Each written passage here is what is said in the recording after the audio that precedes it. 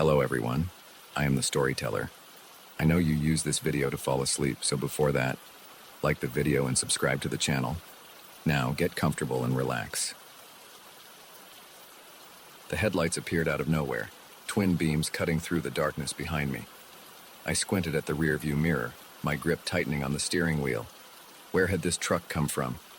The highway had been empty for miles. It was well past midnight, and I was on the final stretch of a grueling cross-country drive. My eyelids felt like sandpaper, and the endless ribbon of asphalt ahead blurred into a hypnotic streak. I'd been pushing myself to make it home before dawn, but now, with this truck bearing down on me, I was wide awake. The cab loomed large in my mirror, impossibly close. I tapped my brakes, hoping the driver would take the hint and back off. No luck. If anything, it seemed to inch even closer. Come on. Just pass me already, I muttered, easing over to the right lane. The truck matched my move perfectly, staying right on my tail. I could practically count the rivets on its grille. My heart started to race. This wasn't normal behavior, even for the most impatient driver. I pressed down on the accelerator, watching the speedometer climb, 70, 75, 80 miles per hour. The truck kept pace effortlessly, never falling behind. A cold sweat broke out on my forehead. I was alone on a deserted highway with a truck that seemed determined to run me off the road. My mind raced through possible explanations, each more unsettling than the last.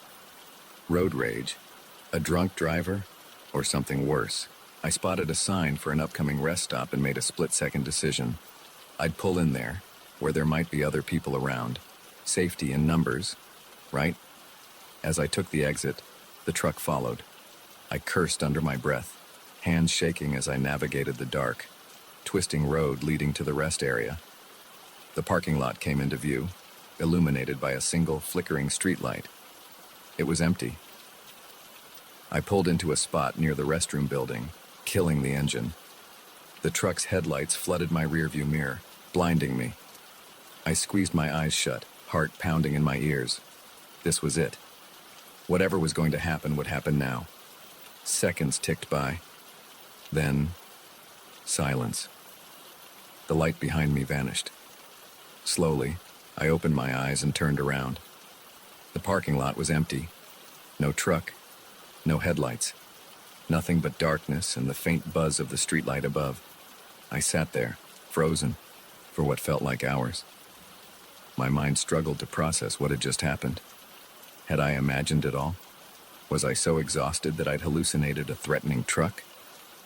Eventually, I gathered the courage to step out of my car. The cool night air hit my face, helping to clear my head. I walked a lap around the parking lot, half expecting the truck to reappear at any moment. But there was no sign it had ever been there. As the adrenaline began to fade, exhaustion crept back in. I decided to try to get some sleep in my car before continuing my journey. I reclined the seat and closed my eyes, but sleep wouldn't come. Every time I started to drift off, I'd jerk awake, certain I'd heard the rumble of an engine. The sky was just beginning to lighten when I gave up on sleep. I needed coffee if I was going to make it the rest of the way home. I started the car and pulled out of the rest stop, constantly checking my mirrors for any sign of the truck. The highway was still eerily empty as I merged back onto it. My nerves were shot, and every vehicle I saw in the distance made my heart rate spike. But none of them were the truck that had chased me. About an hour later, I spotted a 24-hour diner just off the highway. The parking lot was half full, a welcome sight after the emptiness of the night. I pulled in, desperate for caffeine and human contact. The bell above the door jingled as I entered. A few heads turned to look at me, then went back to their own conversations or plates of food. I slid into a booth near the window, still able to keep an eye on my car and the highway beyond. A waitress approached, coffee pot in hand. "Rough night?" she asked, eyeing my disheveled appearance as she filled my cup. I nodded, wrapping my hands around the warm mug. "You could say that. Had a bit of a scare on the highway." She raised an eyebrow. "Oh, what happened?" I hesitated, suddenly feeling foolish. How could I explain what I'd experienced without sounding crazy? "There was this truck," I began. It followed me for miles, riding my bumper. When I pulled over at a rest stop, it just vanished. The waitress's expression changed, a flicker of recognition in her eyes. She glanced around, then leaned in closer. "You're not the first to come through here with a story like that," she said in a low voice. My blood ran cold. "What do you mean?" She sighed, sliding into the seat across from me. "In the past few months, we've had a handful of drivers stop in here, all shaken up about a truck that chased them on the highway. Always at night. Always on that same stretch you came in on." I leaned forward, hanging on her every word. "Did they see who was driving it?" She shook her head. "That's the thing. No one ever sees a driver, and the truck always disappears without a trace." A chill ran down my spine. What do you think it means?" The waitress shrugged, but her eyes were serious. "I don't know, but there's been a string of robberies on that highway lately. Cars found abandoned, drivers missing. Police haven't been able to catch whoever's behind it." My mind reeled, trying to connect the dots. A phantom truck, disappearing drivers, unsolved robberies. It was like something out of a nightmare. "Has anyone reported this truck to the police?" I asked. She nodded. "A few have tried, but without any evidence, and with the truck always vanishing. Well, let's just say the police aren't taking it too seriously." I sat back, processing this information. Part of me felt relieved that I wasn't the only one who had experienced this, that I wasn't going crazy, but a larger part was terrified. What was really going on out there on that lonely stretch of highway? The waitress must have seen the fear in my eyes. She reached out and patted my hand. "Look, you made it here safe. That's what matters. My advice? Stick to driving during the day if you can. And if you see that truck again, get somewhere public as fast as you can." I nodded, grateful for her kindness and the warning. As she stood to get back to work, a thought occurred to me. "Wait," I called after her. "You said there have been robberies, missing drivers, but I wasn't robbed. The truck didn't even stop when I pulled over. Why?" She turned back, a grim expression on her face. "Maybe you got lucky, or maybe they were just scouting, learning your habits, your reactions, for next time." With that chilling thought, she walked away, leaving me alone with my cooling coffee and racing thoughts. I stayed at the diner far longer than I'd planned, nursing cup after cup of coffee as I watched the sun rise fully. The normalcy of the morning rush helped ground me, reminding me that the world wasn't all dark highways and phantom trucks. When I finally got back on the road, I felt more in control. The highway looked different in the daylight, less menacing, but I couldn't shake the feeling that I was being watched, that somewhere out there, the driver of that ghost truck was waiting for another opportunity. I made it home without further incident, but the experience stayed with me. I found myself researching highway robberies in the area, looking for patterns or clues. I even considered reporting my experience to the police, but always stopped short. What could I tell them that wouldn't sound completely insane? Weeks passed, and slowly, the intensity of that night began to fade. I still avoided driving that stretch of highway after dark, but the constant fear subsided. Life went on. Then, about a month after my encounter, I saw a news report that made my blood run cold. A car had been found abandoned on that same highway, the driver missing. Witnesses reported seeing a large truck in the area just before the disappearance. As I stared at the TV screen, a chill ran down my spine. I couldn't help but wonder, had I really escaped that night, or had I just postponed the inevitable? The highway stretched out before me, a dark ribbon cutting through the night, but now, every set of headlights in my rearview mirror made me flinch. Every truck that passed sent my heart racing. The once peaceful solitude of a late-night drive had been shattered, replaced by a constant, gnawing fear. I knew one thing for certain. I would never look at an empty highway the same way again. Because now I knew that sometimes, in the dead of night, those highways aren't as empty as they seem, and the things that lurk in the darkness don't always disappear when you turn to face them.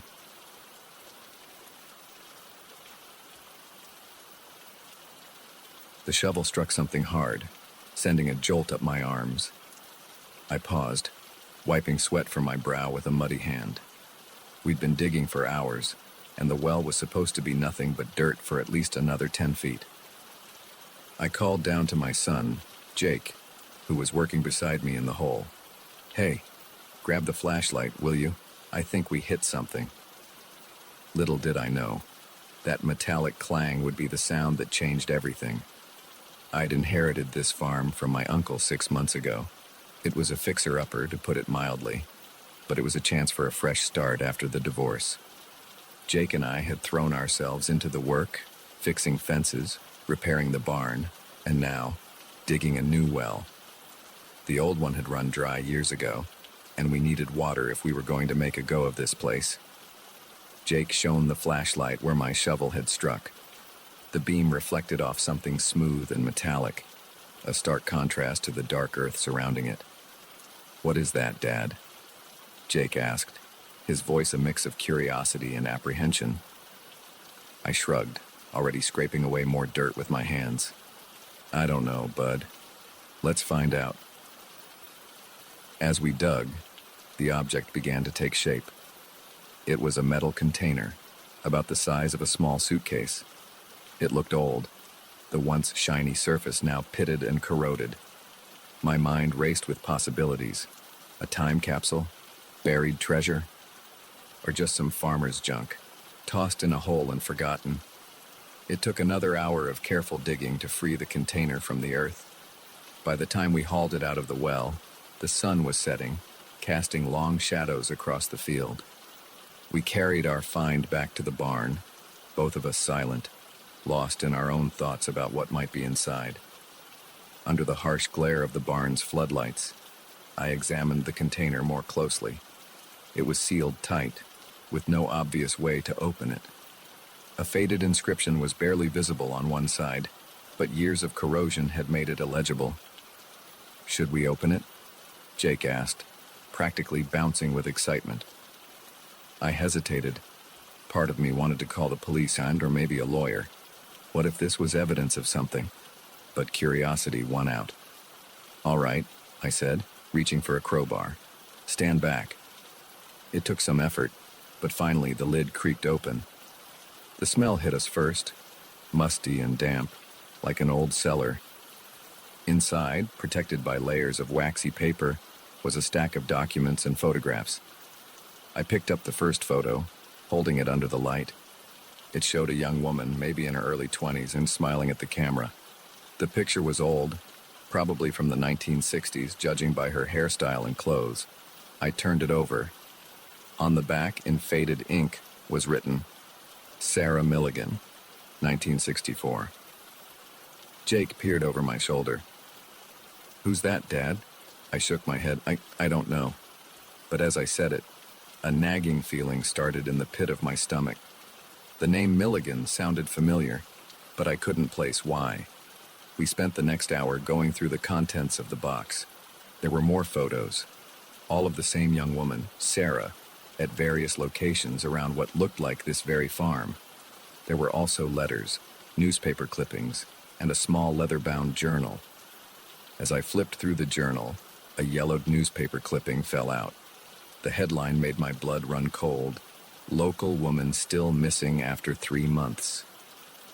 I read the article quickly, my heart pounding.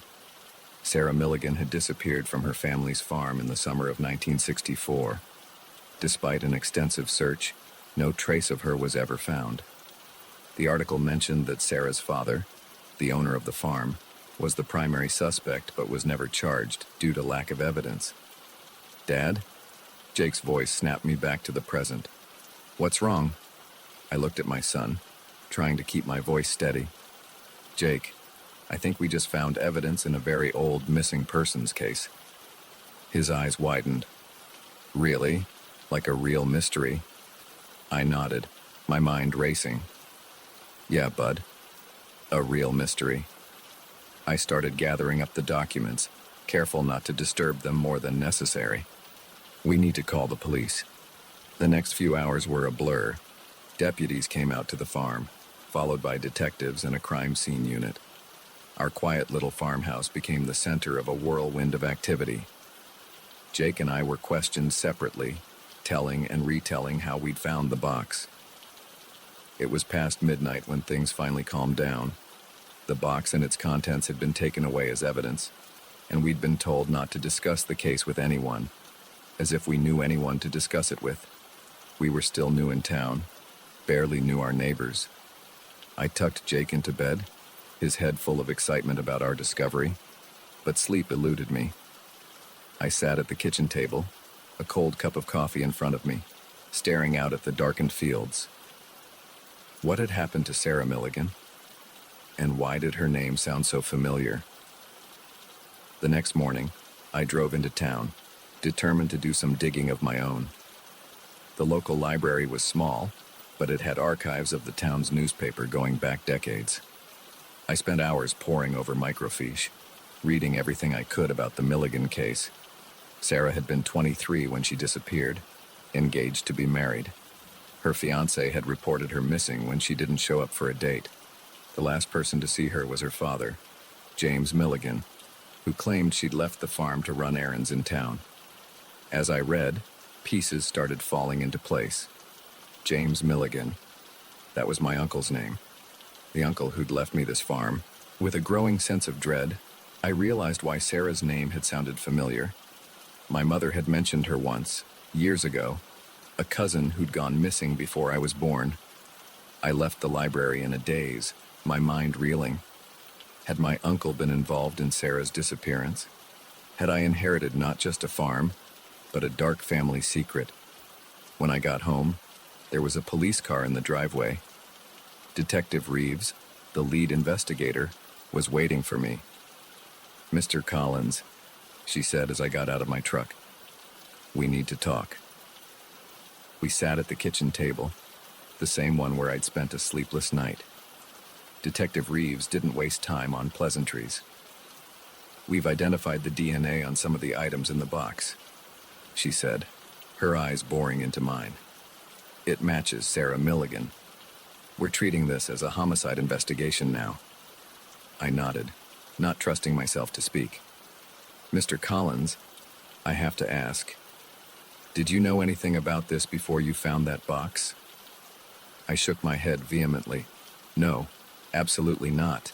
I inherited this farm from my uncle 6 months ago. I never even met him." She raised an eyebrow. "Your uncle?" I took a deep breath. "James Milligan, Sarah's father." Detective Reeves leaned back, surprised. "You're related to the Milligans?" I explained what I'd learned at the library, about the connection I'd only just discovered. As I talked, I could see the wheels turning in the detective's mind. "Hey, Mr. Collins, I'm going to be straight with you," she said when I finished. "This complicates things. We're going to need to do a thorough search of the property, and I'm afraid you and your son might need to find somewhere else to stay for a while." I nodded, feeling numb. "Of course, whatever you need." The next few weeks were a nightmare. The farm became a crime scene, with police and forensic teams combing every inch of the property. Jake and I moved into a motel in town, watching from afar as our new home was torn apart in search of evidence.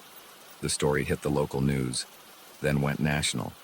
Suddenly, our quiet little town was overrun with reporters and true crime enthusiasts. Everyone wanted to know about the mysterious box, about Sarah Milligan, about the farmer who'd inherited a decades-old secret. I tried to shield Jake from the worst of it, but it was impossible to hide everything. He was old enough to understand the basics of what was happening, and his initial excitement about solving a mystery had given way to a more somber understanding of the reality we were facing. It was Jake who asked the question I'd been avoiding. "Dad, do you think Uncle James did it? Do you think he killed Sarah?" I pulled him close, wishing I had a better answer. "I don't know, buddy. I really don't know." As the investigation dragged on, more details emerged. Old case files were reopened, witnesses re-interviewed. The picture that emerged was a sad one. Sarah had wanted to leave the farm, to start a life with her fiancé. James Milligan had opposed the marriage, wanting Sarah to stay and help run the family business. But there was no smoking gun, no confession, just a lot of circumstantial evidence and a family torn apart by secrets and suspicion. Finally, after nearly 2 months, we were allowed to return to the farm. The police had found no other evidence, and while the investigation remained open, they had no reason to keep us from our home. The farm felt different now. Every creaking floorboard, every rustle in the field seemed to whisper of long-buried secrets. I found myself avoiding the spot where we'd found the box, as if Sarah's ghost might be lingering there. As we settled back into our routines, I couldn't shake the feeling that we were living in the shadow of a tragedy. The farm that was supposed to be our fresh start now felt tainted, haunted by the echoes of the past. But we stayed, partly because we had nowhere else to go, but also because it felt like we owed it to Sarah, to uncover the truth, to bring her story to light after so many years of silence. I don't know if we'll ever know exactly what happened to Sarah Milligan, but I do know that her story and the secrets of this farm are now a part of our lives, and somehow we'll find a way to live with that, to honor her memory while building our own future on this land. Every time I pick up a shovel now, I can't help but wonder, what other secrets might be buried beneath our feet? And are some things better left undiscovered?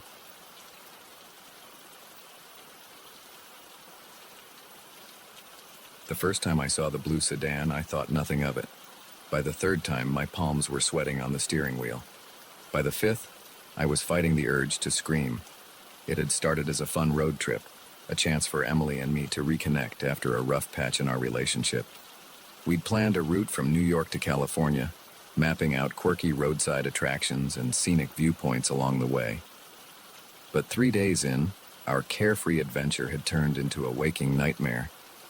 We'd stopped for gas just outside of Chicago when I first noticed the car. It was a nondescript blue sedan, probably a Toyota or Honda, with tinted windows that made it impossible to see the driver. As I filled up our tank, I saw it pull into the pump across from us. Nothing unusual about that. But then we stopped for lunch 2 hours later at a diner in the middle of nowhere, and there it was again, parked a few spaces down. I nudged Emily, nodding towards the car. Is it just me? Or did we see that same car at the gas station?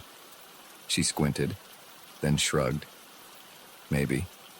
It's a pretty common car, though. Probably just a coincidence. I tried to believe her, but a nagging feeling had taken root in my gut. As we ate our burgers, I kept glancing out the window, half expecting to see someone watching us. But the car just sat there, silent and empty. We hit the road again, and for a while I managed to relax. We sang along to our road trip playlist, played silly car games, and marveled at the changing landscape as we pushed west. But as the sun began to set, and we pulled into a small town to find a motel for the night, my blood ran cold. There, in the parking lot of the only motel in town, was the blue sedan. "Em," I said, my voice tight. "Look." She followed my gaze, and I saw the moment realization dawned on her face. "Okay, that's a little weird," she admitted. We checked in quickly, hurrying to our room with our bags. I double-checked the lock on the door, then peered out through the curtains. The blue car was still there, its windows reflecting the neon glow of the motel sign. "Should we call the police?" Emily asked, her voice small. I hesitated. "And tell them what? That we've seen the same car 3 times in one day? They'll think we're paranoid." We spent a restless night, taking turns to keep watch. But nothing happened. When morning came, the blue car was gone. I wanted to believe it was over, that maybe we really had just been paranoid. But as we merged onto the highway, my heart sank. There, a few cars behind us, was the familiar blue shape. "We need to lose them," I said, gripping the wheel so tight my knuckles turned white. Emily nodded, her face pale. How? I took the next exit abruptly, earning a chorus of honks from other drivers. The blue car followed. I turned down side streets randomly, trying to be unpredictable. Sometimes I caught a glimpse of our pursuer in the rearview mirror, sometimes not. But they always reappeared. After an hour of this cat-and-mouse game, we found ourselves on a lonely stretch of country road, fields of corn stretched out on either side, broken only by the occasional farmhouse or barn. "What do we do now?" Emily asked, her voice shaking. I opened my mouth to respond, but before I could, I saw something that made my heart leap into my throat. Up ahead, an old barn loomed by the roadside, its faded red paint peeling in the sun. And parked behind it, just visible, was a blue sedan. "They're waiting for us," I whispered. Emily's eyes widened in fear.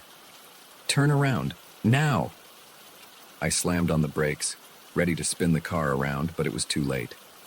The blue sedan pulled out from behind the barn, blocking the road ahead. At the same moment, I saw another car appear in my rearview mirror, cutting off our retreat. We were trapped. Time seemed to slow down as the driver's door of the blue sedan opened. A figure stepped out, and I felt the world tilt on its axis. "No," Emily breathed beside me. "It can't be." But it was. Walking towards our car, a grim smile on his face, was Emily's ex-boyfriend, Mark. Memories flooded back, memories I'd tried to suppress. Emily showing up at my apartment 6 months ago, bruised and terrified. Her tearful confession about Mark's possessive behavior, his violent outbursts, the restraining order we'd helped her get, the weeks of looking over our shoulders, jumping at every sound. We thought it was over. We thought we were safe. Mark approached the driver's side window. I hit the lock button, for all the good it would do. He leaned down, his face inches from the glass. "Long time no see," he said, his voice muffled but still chilling. "Did you really think you could just run away?" Emily was frozen beside me, her face a mask of terror. I reached for her hand, squeezing it tight. "What do you want, Mark?" I called through the glass, trying to keep my voice steady. His smile widened, showing too many teeth. "I want what's mine," he said, his eyes fixed on Emily. "She's not yours," I spat. "She never was." His face darkened. "You don't know anything about us, about what we had." "I know enough," I said. "I know you're breaking the restraining order just by being here." He laughed, a harsh, humorless sound. "You think I care about some piece of paper? You think that can keep me away from her?" I felt Emily trembling beside me. I had to do something, had to get us out of this. But how? That's when I noticed something. The car behind us, the one that had been following us earlier, wasn't one I recognized. And the driver looked uncertain. A plan began to form in my mind. A desperate, possibly stupid plan. But it was all we had. "Emily," I whispered, not taking my eyes off Mark. "When I say go, I need you to duck down. Can you do that?" She nodded, her eyes wide with fear and confusion. I took a deep breath. Then, in one swift motion, I turned the key in the ignition and slammed the car into reverse. "Go!" I yelled. Emily ducked. I floored it. Our car shot backward, straight towards the vehicle behind us. At the last second, I saw the driver's eyes widen in panic. They swerved, just barely avoiding a collision. Mark shouted in anger, running towards us, but I was already shifting into drive, cutting the wheel hard. We fishtailed onto the shoulder, kicking up a cloud of dust and gravel. For a heart-stopping moment, I thought we might flip. But then the tires caught, and we shot forward. I didn't look back. I just drove, pushing our car to its limits. Emily sat up slowly, her face pale. "Are they following us?" I asked, not daring to take my eyes off the road. She turned in her seat, peering out the back window. I don't think so. I can't see them." I didn't slow down. We drove for hours, taking random turns, avoiding main roads. Every car we saw made us flinch. Every time we had to stop for gas, we scanned the area obsessively. It was well past midnight when we finally felt safe enough to stop. We found a small motel in a town we'd never heard of, paid cash for a room, and collapsed onto the bed, exhausted and shell-shocked. "How did he find us?" Emily whispered into the darkness. I shook my head, even though she couldn't see it. "I don't know. Maybe he hacked your phone or something. We'll get new ones tomorrow." She was quiet for a long moment. "I'm so sorry," she said finally, her voice breaking. "This is all my fault. I've ruined everything." I turned to her, pulling her close. "Hey, no, this is not your fault. None of this is your fault. It's all on him." She buried her face in my shoulder, her body shaking with silent sobs. I held her, my mind racing. What were we going to do now? We couldn't go home. Mark knew where we lived, where we worked. We couldn't continue our trip. He'd been able to follow us this far. Who knew how long he could keep it up? As the first light of dawn began to seep through the curtains, I made a decision. "We're going to disappear," I said. Emily looked up at me, her eyes red and puffy. "What do you mean?" "I mean we're going to become different people. New names, new identities. We'll go somewhere he'd never think to look." It sounded crazy, even as I said it. But what choice did we have? Emily was quiet for a long moment. Then, slowly, she nodded. "Okay," she said, "let's do it." And so, as the sun rose on a new day, we began planning our vanishing act. Our road trip had become an escape route, leading us not to California, but to a new life entirely. I don't know if we'll ever truly be free of Mark. I don't know if we'll ever stop looking over our shoulders. But I do know this. We're in this together, and together, we'll find a way to survive. The open road stretches out before us, full of possibility and danger in equal measure. We drive on into an uncertain future, leaving the past in our rearview mirror. For now, at least, we're free.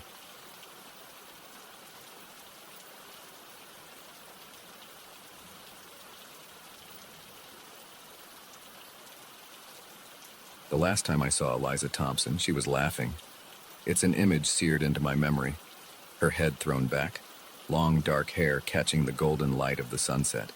The sound of her joy carried away by the sea breeze.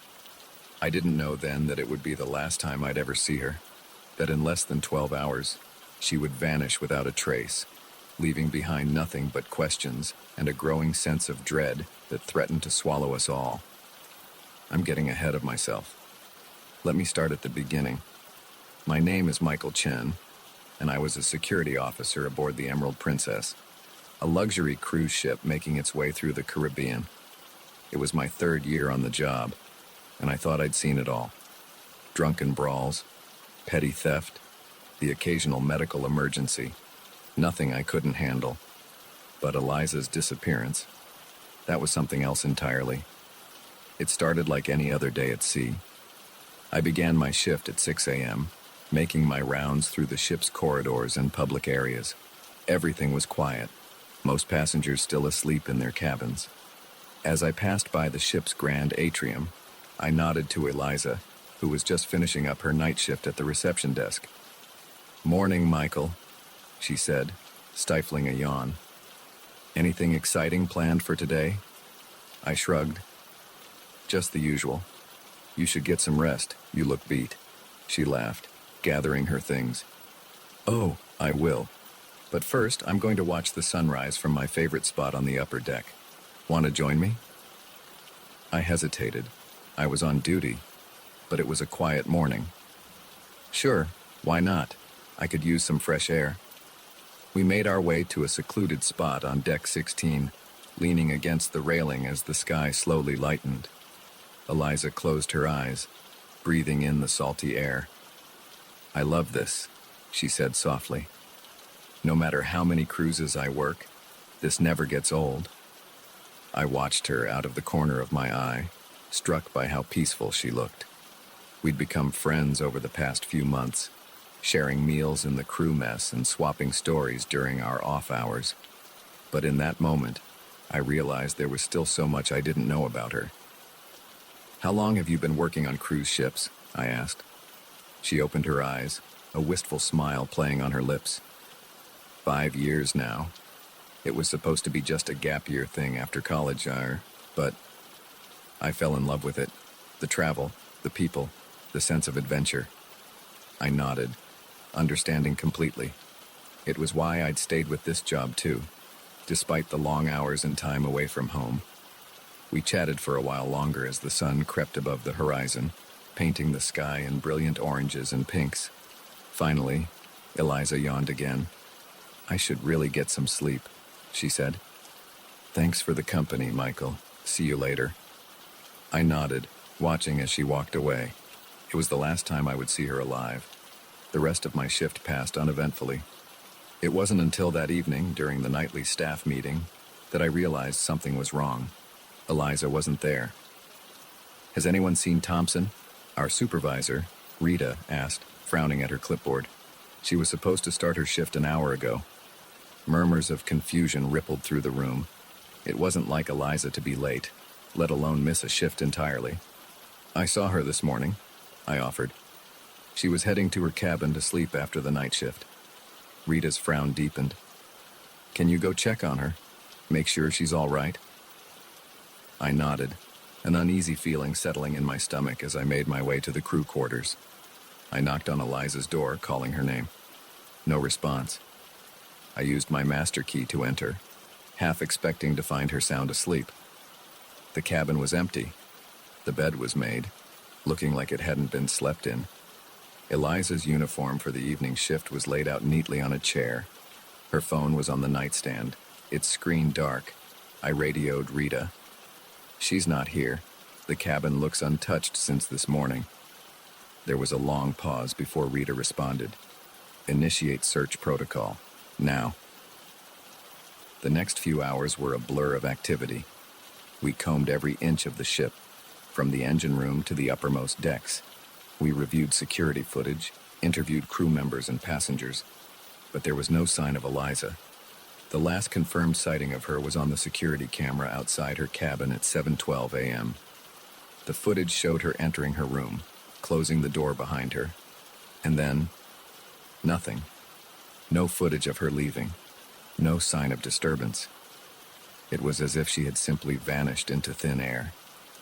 As the night wore on and our search turned up nothing, the atmosphere on the ship grew tense. Passengers began to notice the increased security presence, whispering among themselves. Rumors started to spread. By morning, we had to face facts. We had a missing person on our hands. The captain made an announcement, asking for any information about Eliza's whereabouts. Her picture was displayed on screens throughout the ship. We contacted the nearest port authorities and the cruise line's head office. A Coast Guard search was initiated, though we all knew the chances of finding someone in the vast expanse of the Caribbean were slim to none. I couldn't shake the feeling that I was somehow responsible. If only I'd walked her to her cabin that morning. If only I'd checked on her sooner. The image of her laughing in the sunrise haunted me. As the investigation ramped up, I found myself recounting every detail of my last interaction with Eliza to a stern-faced detective from the ship's security team. "Did she seem nervous? Distracted? Did she mention any plans for the day?" he asked. I shook my head. "No, she seemed happy, relaxed. She was looking forward to getting some sleep." The detective's eyes narrowed. "And you're sure she went into her cabin?" "Yes," I said, for what felt like the 100th time. "The security footage confirms it." He nodded, making a note in his file. "And there's no way she could have left without being seen on camera?" I hesitated. It shouldn't be possible. The corridor outside the crew cabins is monitored 24/7. But as I said it, a chill ran down my spine. Because if it wasn't possible, then how had it happened? Days passed, and the mystery only deepened. Eliza's cabin was thoroughly searched, revealing nothing out of the ordinary. Her passport, wallet, and all personal belongings were accounted for. There were no signs of a struggle, no evidence of foul play. Theories abounded among the crew and passengers alike. Some believed she had somehow fallen overboard, though how she could have done so without anyone noticing was unclear. Others whispered about suicide, but those who knew Eliza dismissed this outright. She had been happy, with no signs of depression or distress. The most disturbing theory, the one that kept me awake at night, was that someone on the ship was responsible for her disappearance. The thought that one of our passengers or crew members could be a killer walking among us was almost too horrifying to contemplate. As the days turned into weeks, the investigation hit dead end after dead end.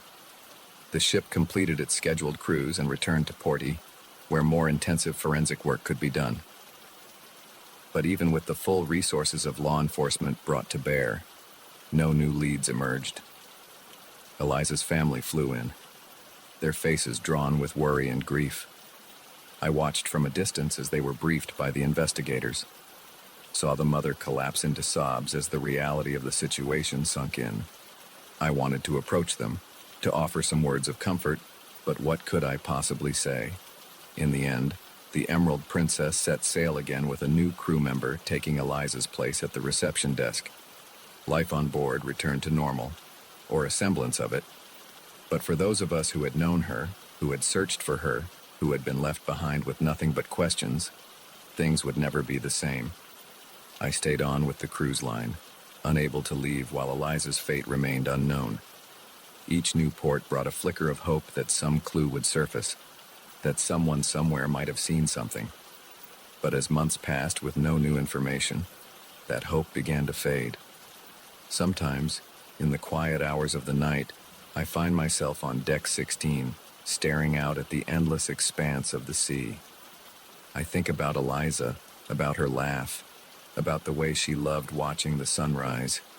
I wonder where she is, if she's still out there somewhere. And I can't help but feel that the ocean knows the truth, holding its secrets in its unfathomable depths. The disappearance of Eliza Thompson remains an unsolved mystery, a ghost story whispered among cruise ship crews.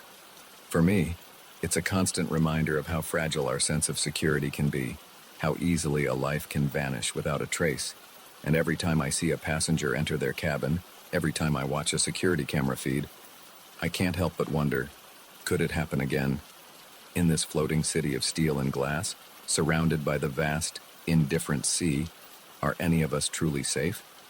The Emerald Princess sails on, carrying its cargo of vacationers and secrets. And somewhere out there, perhaps Eliza is still laughing, her voice carried away by the endless ocean breeze.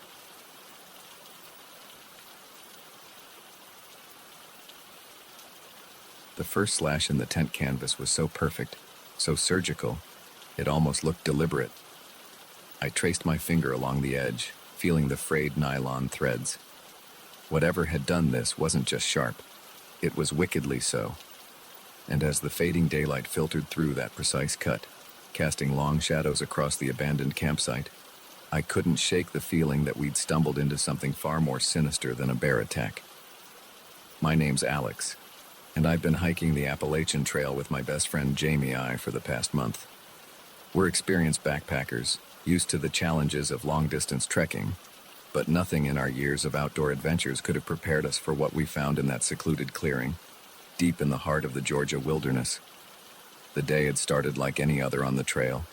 We'd broken camp at dawn, hoping to cover a good 15 miles before nightfall. The weather was perfect, cool and crisp, with just enough breeze to keep the bugs at bay. We'd made good time, pausing only for a quick lunch and the occasional water break. It was late afternoon when Jamie spotted the first sign that something was off. "Hey, Alex," he called, pointing to a tree just off the trail. "Check this out." I walked over, squinting at the trunk. There, carved deep into the bark, was a crude symbol, a circle with a jagged line through it. The cuts looked fresh, the exposed wood still oozing sap. "Weird," I muttered. "Never seen a trail marker like that before." Jamie shrugged. "Probably just some kid messing around." We pressed on, but I couldn't shake a growing sense of unease. The forest seemed quieter than usual, the usual chorus of birdsong and insect buzz oddly muted. and I could have sworn I caught glimpses of movement in my peripheral vision, always just out of sight when I turned to look. As the sun began to dip towards the horizon, we started looking for a suitable campsite. That's when we saw the clearing. It was perfect. A small, level area nestled between two rocky outcroppings, with a babbling stream nearby. But as we approached, we realized we weren't the first to discover this idyllic spot. The remains of a campsite lay before us, looking for all the world like its occupants had vanished in the middle of their stay. A tent stood in the center, its door flap open and swaying gently in the breeze. A small cooking pot sat on a makeshift fire pit, the ashes long cold. Backpacks and sleeping bags were scattered around, as if their owners had fled in a hurry. Jamie and I exchanged glances. This wasn't normal. Even the messiest campers usually packed up before moving on. "Hello," Jamie called out. "Anyone here?" His voice echoed through the clearing, met only by the soft gurgle of the stream and the rustle of leaves overhead. We approached cautiously. That's when I noticed the first slash in the tent, and then another, and another. The entire structure was riddled with them, each cut precise and deliberate. "What the hell?" I breathed, peering inside the ruined shelter. The interior was a mess. Sleeping bags were shredded, clothes strewn about. A flashlight lay on its side, its beam creating eerie shadows as it illuminated a small notebook.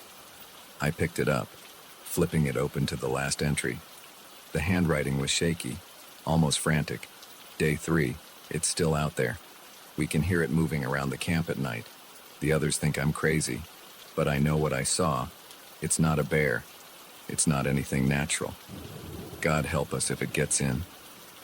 I showed the notebook to Jamie, watching as the color drained from his face. "We should go," he said, his voice barely above a whisper. "Now." But as I turned to leave, something caught my eye.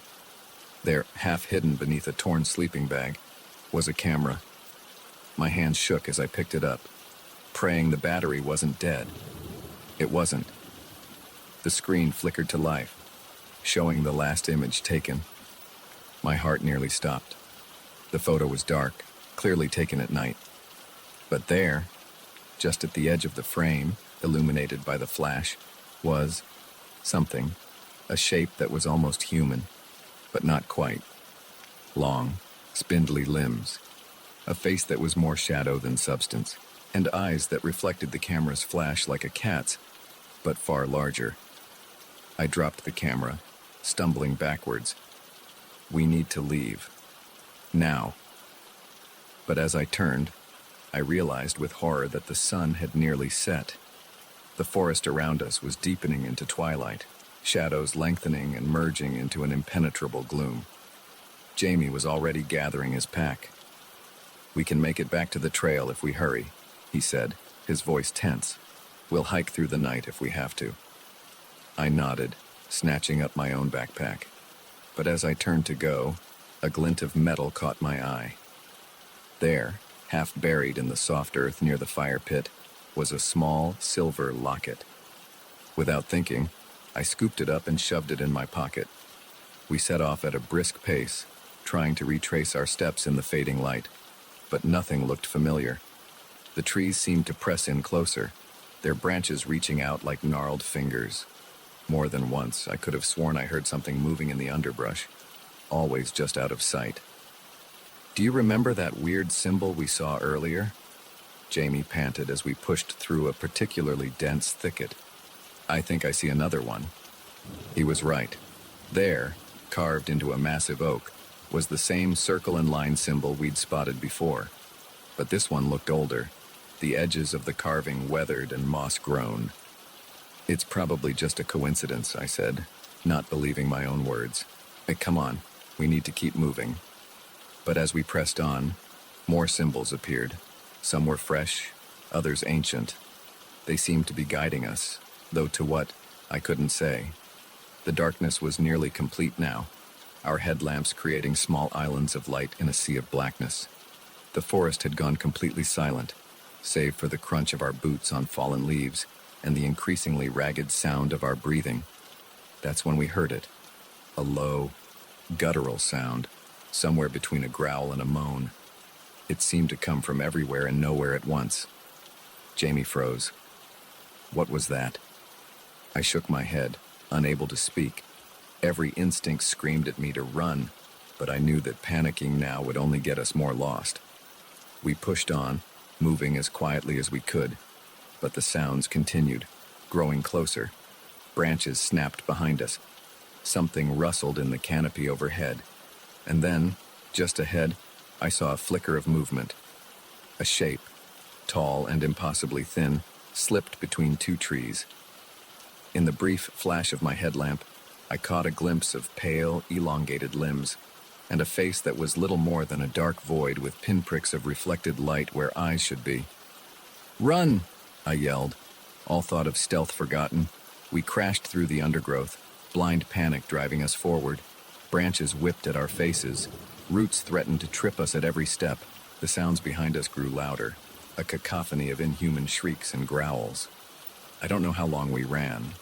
It could have been minutes or hours, but suddenly, miraculously, we burst out onto a wide, gravel road. A park ranger station stood just ahead, its windows glowing with welcoming light. We staggered towards it, gasping for breath. As we reached the door, I chanced to look back at the forest we'd just escaped.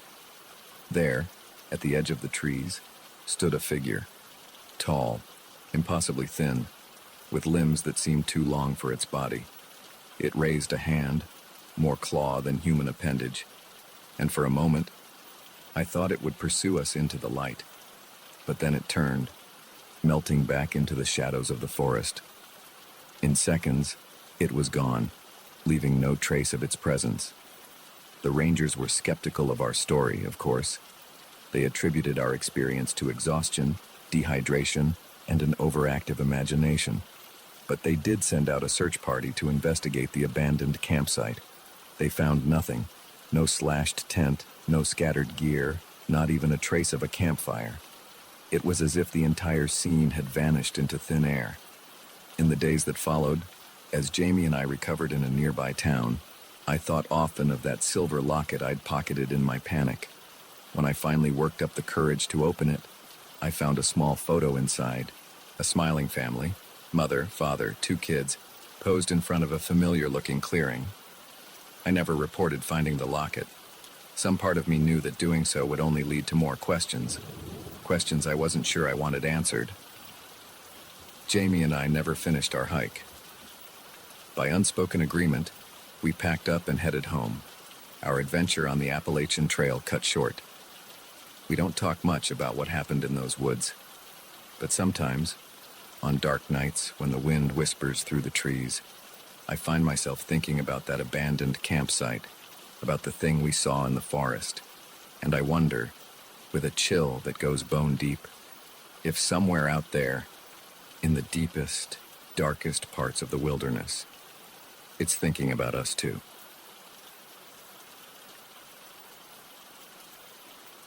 The scream that tore through the cab of my truck that night wasn't human. It couldn't have been. No person could make a sound like that, raw, primal, and filled with a terror so deep it made my blood run cold. But it came from the man sitting next to me, the hitchhiker I'd picked up just an hour before. And as his eyes flew open, reflecting the dashboard lights like some wild animals, I knew with sickening certainty that whatever had just happened, whatever he'd seen in his dreams, was far from over. My name's Jack, and I've been driving big rigs across the country for the better part of 2 decades.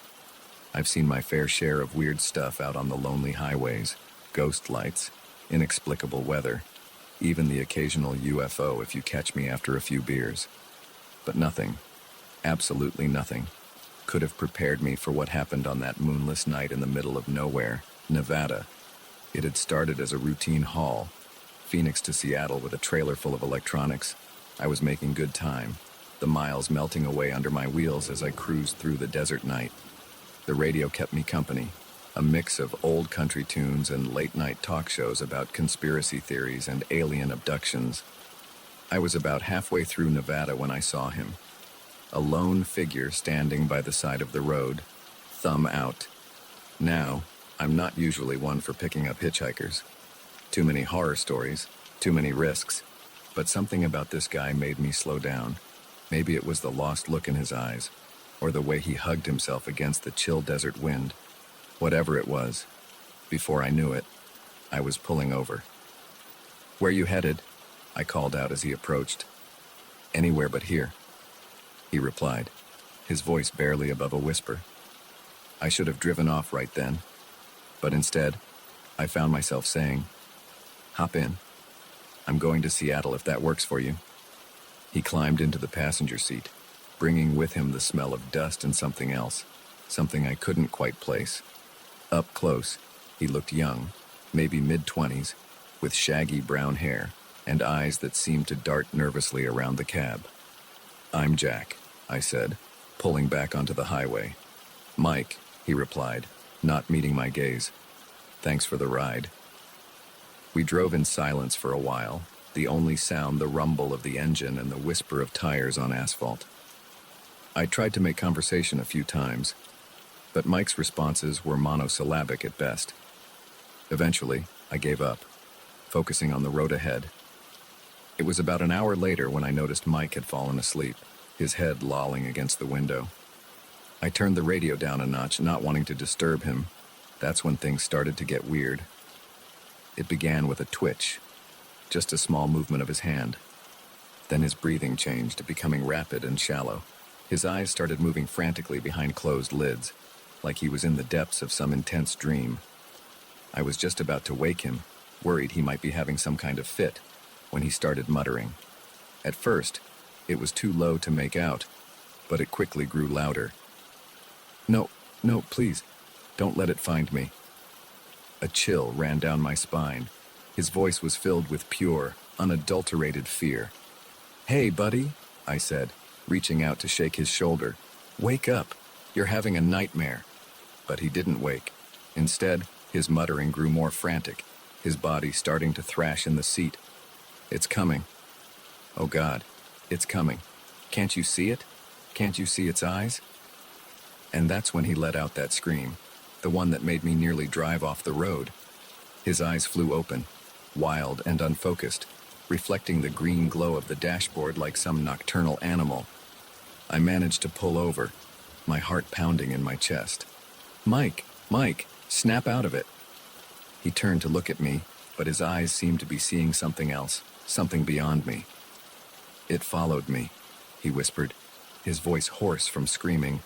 "Oh God, Jack, it followed me into the truck." I felt the hairs on the back of my neck stand up. "What followed you, Mike? There's nothing here but us."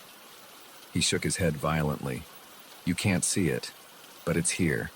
It's always here." His eyes darted around the cab, following something invisible. "We have to get out. Now." Before I could stop him, he'd thrown open the passenger door and leapt out into the night. I cursed, fumbling with my seatbelt before following him. The desert night was cold and still, the only sound the tick of the cooling engine and Mike's ragged breathing. He stood a few feet from the truck, arms wrapped around himself, shaking like a leaf. "Mike," I said, approaching him slowly like you would a spooked animal. "What's going on? What do you think is following you?" He turned to me, his face pale in the truck's headlights. "I don't know what it is, but it's been after me for days. Ever since I found that thing in the desert." "What thing?" I asked, a sick feeling growing in my gut. Mike reached into his pocket with a shaking hand, pulling out what looked like a small stone. But as he held it up, I realized it wasn't a stone at all. It was some kind of artifact, carved with intricate symbols I'd never seen before. In the harsh glare of the headlights, it seemed to shimmer and shift, as if the symbols were moving. "I found this out there," Mike said, gesturing vaguely at the dark expanse of desert around us. "In some kind of old ruin. I thought it might be worth something." He laughed bitterly. I didn't know it would wake it up." "Wake what up?" I asked, though I wasn't sure I wanted to know the answer. Mike's eyes met mine, filled with a terror that made my blood run cold. "The thing that lives in the spaces between. The thing that hunts in dreams, it wants this back. He held up the artifact. And it wants me for taking it. I wanted to tell him he was crazy, that he just had a nightmare, that there was no monster hunting him. But the conviction in his voice, the raw fear in his eyes, it was impossible to dismiss. "Okay," I said, trying to keep my voice calm. "Okay, so why don't we just give it back, throw that thing away and be done with it?" Mike shook his head frantically. "I've tried. It doesn't work like that. It's like it's attached to me now. The only way to get rid of it is to pass it on to someone else, to make them take it." A chill ran down my spine as I realized what he was saying. "That's why you were hitchhiking. You were trying to give it to someone else." He nodded, tears streaming down his face. "I'm sorry. I'm so sorry. I didn't want to, but I can't take it anymore. The dreams, the visions, it's driving me insane." I took a step back, suddenly very aware of how isolated we were out here in the desert night. "Mike, I can't. I won't take that thing. Please," he begged, holding out the artifact. "Please, I can't do this anymore. Just take it. You'll see. You'll understand." For a moment, I was tempted. The artifact seemed to call to me, the symbols swirling in a mesmerizing dance. But then I shook my head, snapping out of it. "No," I said firmly. "I won't do it, Mike, but I'll help you. We'll figure this out together, okay? There's got to be a way to get rid of that thing without passing it on." Mike stared at me for a long moment, his expression unreadable. Then, slowly, he nodded. "Okay," he whispered. "Okay, we'll try." We got back in the truck, the artifact safely wrapped in a cloth and stowed in the glove compartment. As we pulled back onto the highway, I couldn't shake the feeling that something had changed. The night seemed darker, the shadows deeper, and more than once, I could have sworn I saw something moving just at the edge of my headlights, something tall and thin with too many limbs. I don't know what happened to Mike after I dropped him off in Reno. He said he was going to find an expert, someone who could help him get rid of the artifact for good. I gave him my number, made him promise to call and let me know he was okay. It's been 3 months and I haven't heard from him. Sometimes, on long night drives through the desert, I find myself scanning the side of the road, half expecting to see him standing there, thumb out. And sometimes, in the moments between sleeping and waking, I see shapes in the shadows of my room. Tall, twisted shapes with too many eyes. I tell myself it's just my imagination, just the lingering effects of that strange night. But deep down, I know the truth. Whatever was hunting Mike that night, whatever lived in his dreams, it's out there still, waiting, watching. And sometimes, when the night is darkest and the road stretches endlessly before me, I can't shake the feeling that it's watching me too.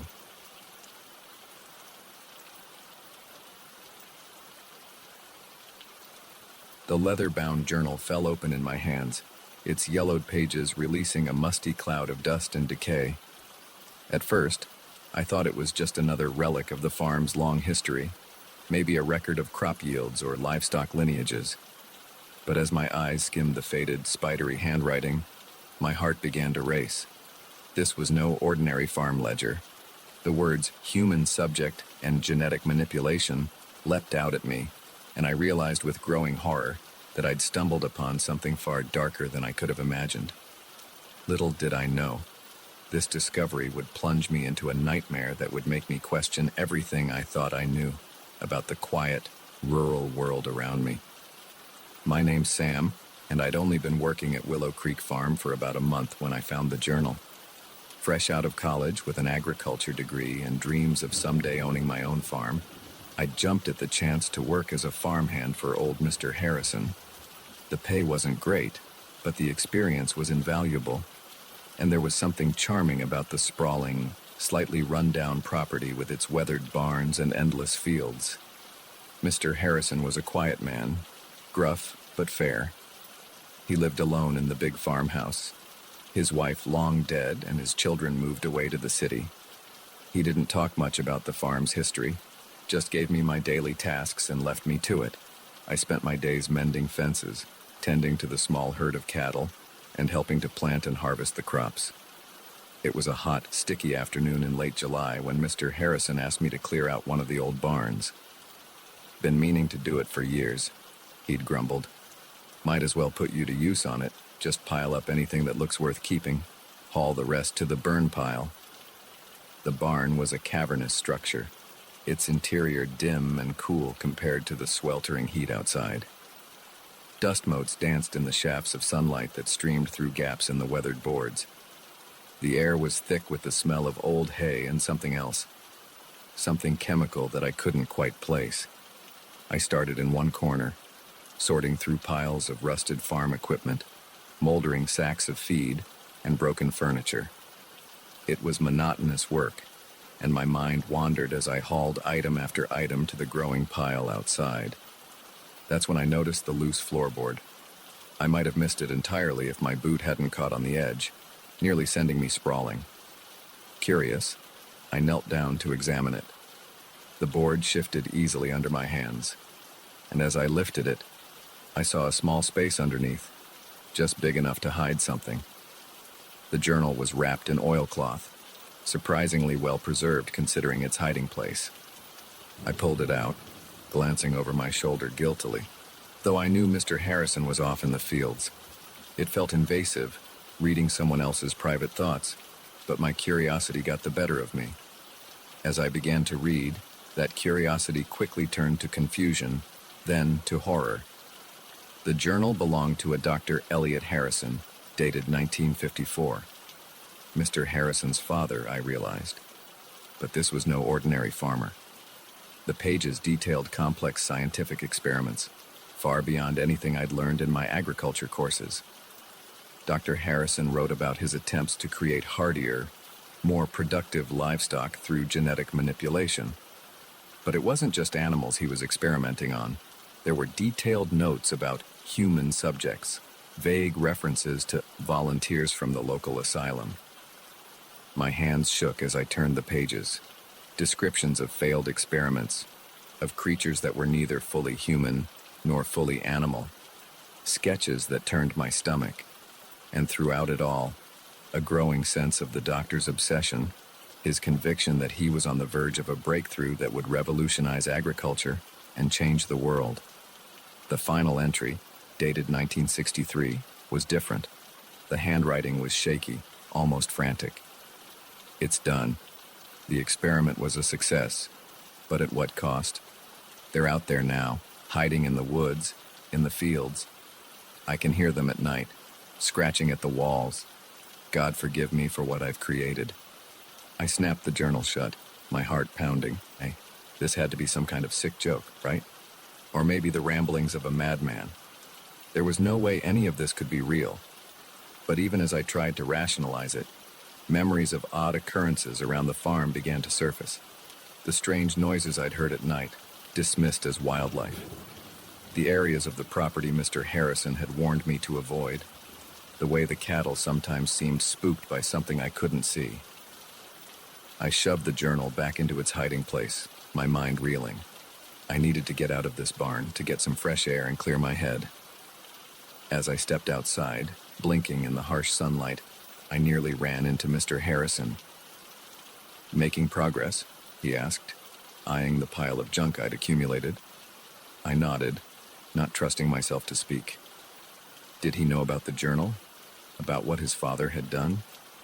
Mr. Harrison's eyes narrowed slightly, as if sensing my unease. "Everything all right, Sam? You look like you've seen a ghost." "I'm fine," I managed to say. "Just, it's hot in there. Needed some air." He nodded slowly. "Well, don't work too hard. Come on up to the house when you're done. I'll fix us some dinner." I watched him walk away, trying to reconcile the kind, if gruff, old man I knew with the dark history I'd just uncovered. Was he continuing his father's work? Or was he just as much a victim of it as anyone else? That night, As I lay in bed in the small apartment above the garage that Mr. Harrison had given me, I couldn't sleep. Every creak of the old building, every rustle from the fields outside, set my nerves on edge. I kept thinking about the journal, about the creatures Dr. Harrison had written about. Were they still out there, after all these years? A sudden noise outside my window made me bolt upright. It was a strange, guttural sound, unlike anything I'd ever heard before. My heart pounding, I crept to the window and peered out into the darkness. At first, I saw nothing, but then, movement caught my eye. Something was moving in the field beyond the barn, something large, and definitely not a cow. Its movements were jerky, unnatural, and then it turned, and I caught a glimpse of its face in the moonlight. I stumbled back from the window, biting back a scream. What I'd seen, it wasn't human, but it wasn't fully animal either. It was something in between, something that should not exist. I spent the rest of the night huddled in my bed, every muscle tense, listening to the sounds of movement outside. When dawn finally broke, I was exhausted but relieved. Surely, in the light of day, everything would make sense again. But as the days passed, strange occurrences began to multiply. Tools would go missing, only to turn up in odd places. The cattle grew increasingly agitated, especially at night. And more than once, I caught Mr. Harrison staring off into the woods with a troubled expression. I thought about leaving, about packing up my things and getting as far away from Willow Creek Farm as I could. But something held me back. Curiosity, maybe, or a sense of responsibility. Whatever Dr. Harrison had done, whatever he'd created, it was still out there. And maybe, just maybe, there was something I could do about it. I began my own investigations, carefully at first. I reread the journal, making notes, trying to understand the science behind Dr. Harrison's experiments. I explored the far reaches of the property, areas Mr. Harrison had told me to avoid, looking for signs of the creatures. And slowly, I started to piece together the truth. The experiments hadn't ended with Dr. Harrison's last journal entry. They'd continued, passed down from father to son. Mr. Harrison wasn't just aware of what his father had done, he was trying to fix it. It all came to a head one stormy night in late August. I was awakened by the sound of breaking glass and Mr. Harrison's shouts. I raced to the farmhouse, rain lashing at my face, to find the front door splintered and hanging off its hinges. Inside, the scene was chaos. Furniture overturned, claw marks scoring the walls. And there, in the center of the living room, stood Mr. Harrison, facing off against a creature that defied description. Part human, part animal, its body a patchwork of mismatched parts, its eyes glowing with an unnatural intelligence. "Sam!" Mr. Harrison yelled when he saw me. "The syringe! On the mantel!" I saw it then, a large syringe filled with a glowing blue liquid. Without thinking, I grabbed it and tossed it to Mr. Harrison.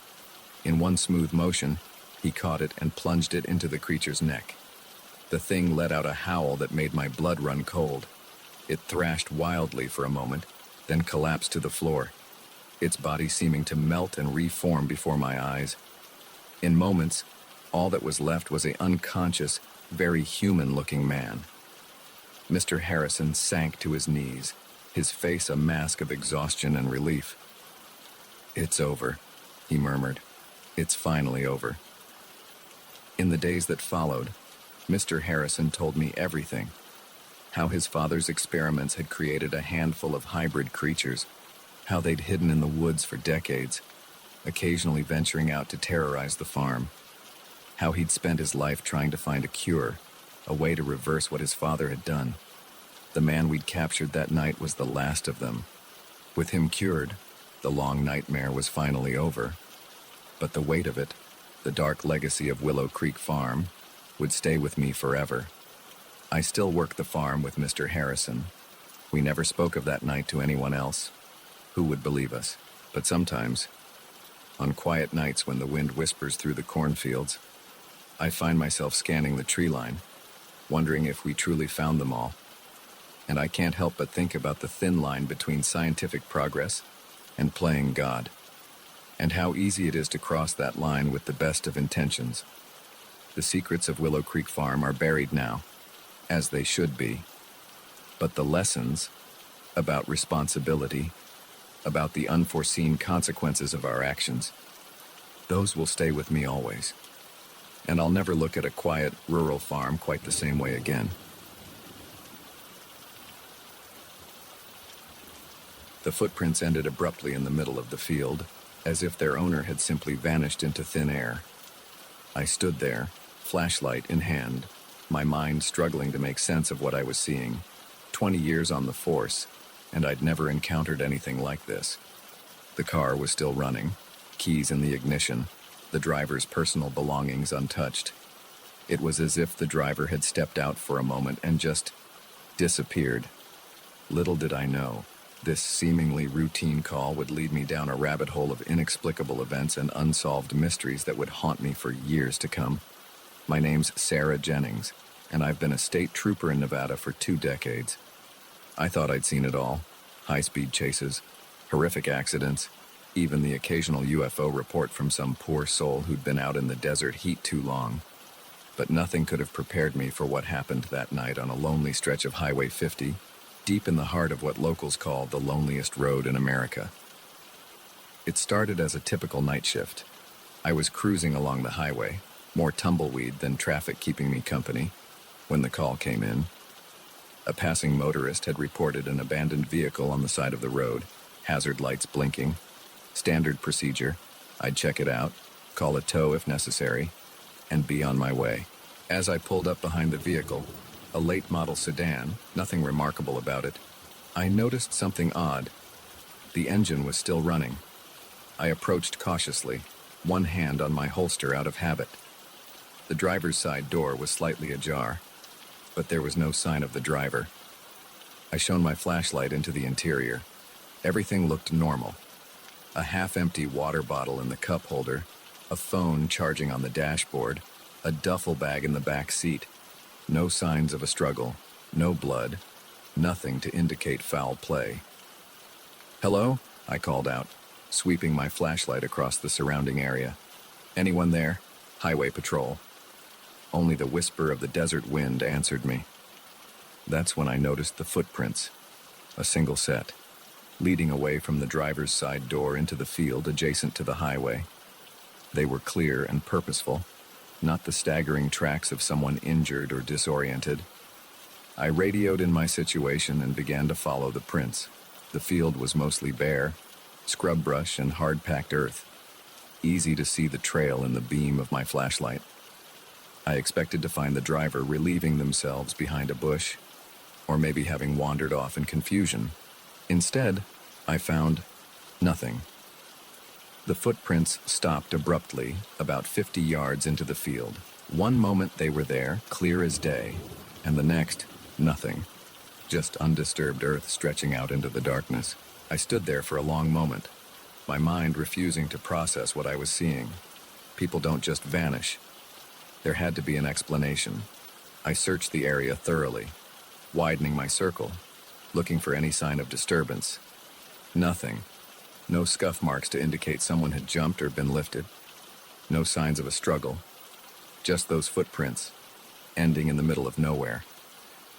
By the time backup arrived, I was sweating despite the cool night air. My colleague, Mike, took one look at my face and knew something was off. "What have we got, Sarah?" he asked, his hand instinctively moving to his holster. I explained the situation, showing him the car, the footprints, the impossible ending.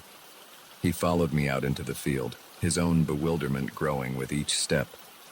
"This is weird," he said finally, standing at the end of the trail. "Really weird. We called in forensics, had the area cordoned off." The next few hours were a blur of activity, photographing the scene, taking casts of the footprints, searching the vehicle. The driver was identified as one David Chen, 37, a software engineer from San Francisco. His family was contacted. No, they hadn't heard from him. Yes, He was driving to visit them in Denver. No, he had no history of mental illness or erratic behavior. As dawn broke, casting long shadows across the field, we were no closer to an explanation. David Chen had simply vanished, leaving behind a running car and a set of footprints that led nowhere. In the days that followed, the investigation intensified. Search parties combed the area. Helicopters with thermal imaging scanned for miles around. David's phone records, bank statements, and internet history were scrutinized. Missing persons bulletins were issued across multiple states. Nothing, not a single clue as to what had happened to David Chen. Theories abounded, each more outlandish than the last. Some suggested he'd been abducted by criminals, by a cult, by aliens. Others proposed he'd staged his own disappearance. There was talk of secret government experiments, of portals to other dimensions. I tried to stay grounded, to focus on the facts. But the more I dug into the case, the stranger things became. A week after David's disappearance, I received an anonymous tip. The caller, a trembling voice disguised by some kind of modulator, told me to look into something called the Highway of Tears. At first, I dismissed it as another crackpot lead, but something about the caller's urgency stuck with me. That night, unable to sleep, I started researching. What I found chilled me to the bone. The Highway of Tears, it turned out, wasn't just one highway. It was a phenomenon reported across multiple states, even multiple countries. Lonely stretches of road where people had vanished without a trace, often leaving behind vehicles in perfect working order. In some cases, there were reports of strange lights in the sky. In others, witnesses described a feeling of lost time, of the world around them seeming to shift and change. The deeper I dug, the more cases I found that mirrored David's. A woman in Alaska whose car was found running, her purse still on the seat, footprints leading into the snow before suddenly stopping. A truck driver in Australia who vanished while making a routine delivery, his rig discovered idling on the side of the Outback Highway. I began to compile a file, cross-referencing cases, looking for patterns. Most of the disappearances happened at night. Many occurred in remote areas.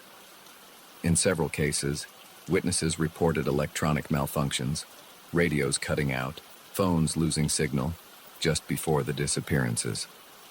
As my off-duty hours became consumed by this research, I could feel myself changing. I became jumpy, paranoid. Every time I patrolled that stretch of Highway 50, I found myself scanning the horizon, half expecting to see strange lights or shadowy figures. My colleagues noticed the change. Mike confronted me about it one night over coffee at the station. "Sarah, you've got to let this go," he said, his eyes full of concern. "The Chen case is cold. It's eating you up." I wanted to tell him everything. About the Highway of Tears, about the patterns I'd discovered. But I knew how it would sound. I'd be taken off active duty, sent to psych eval.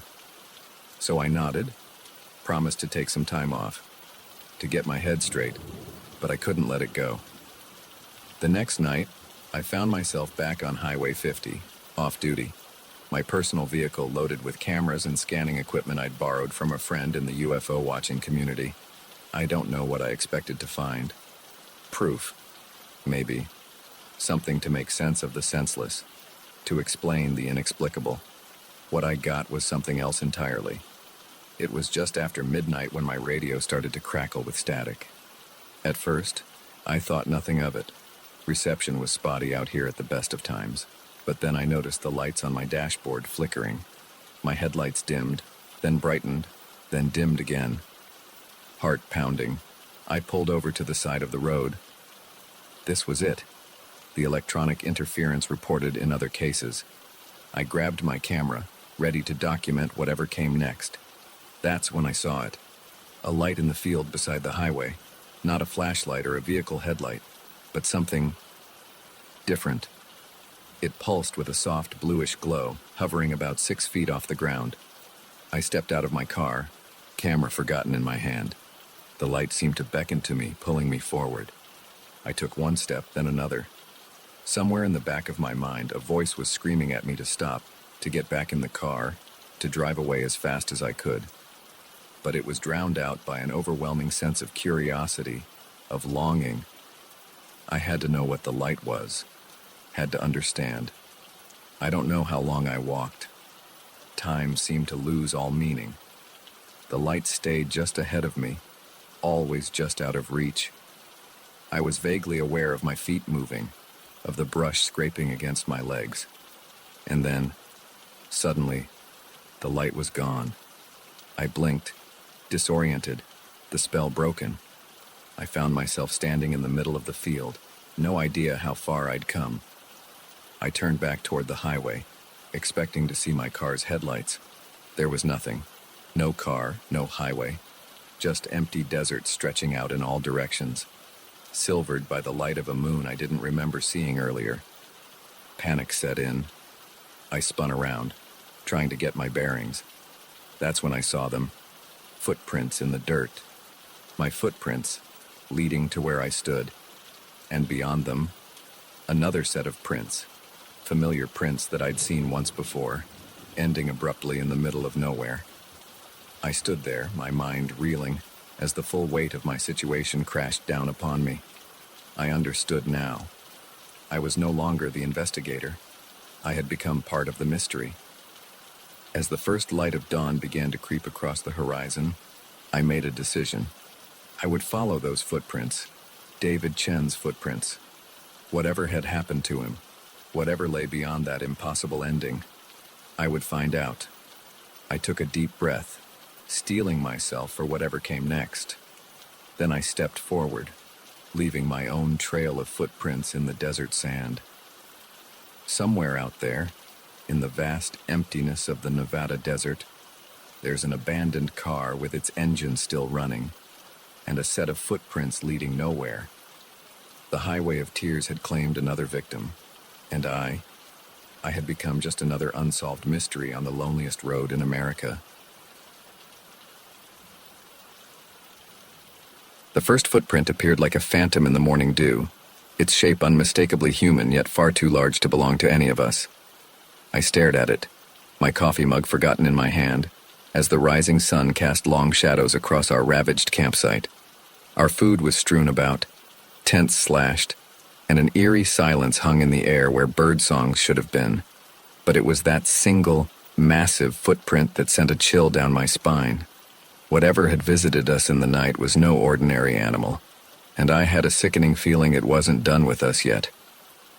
My name's Alex, and this camping trip was supposed to be a chance for my family to reconnect, to escape the constant buzz of technology and remember what it was like to just be together.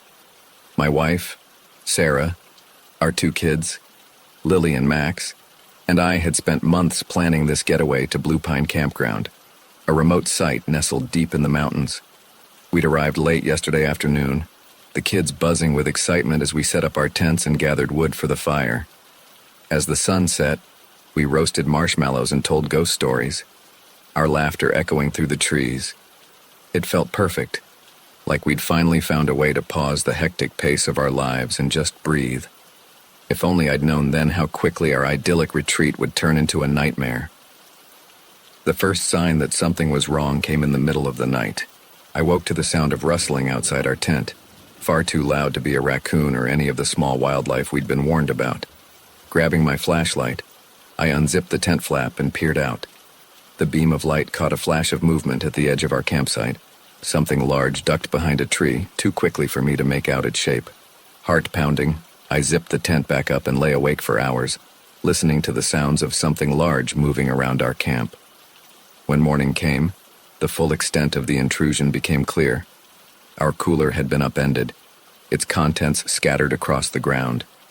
Claw marks scored the sides of our tents, and there, in a patch of bare earth, was that enormous footprint.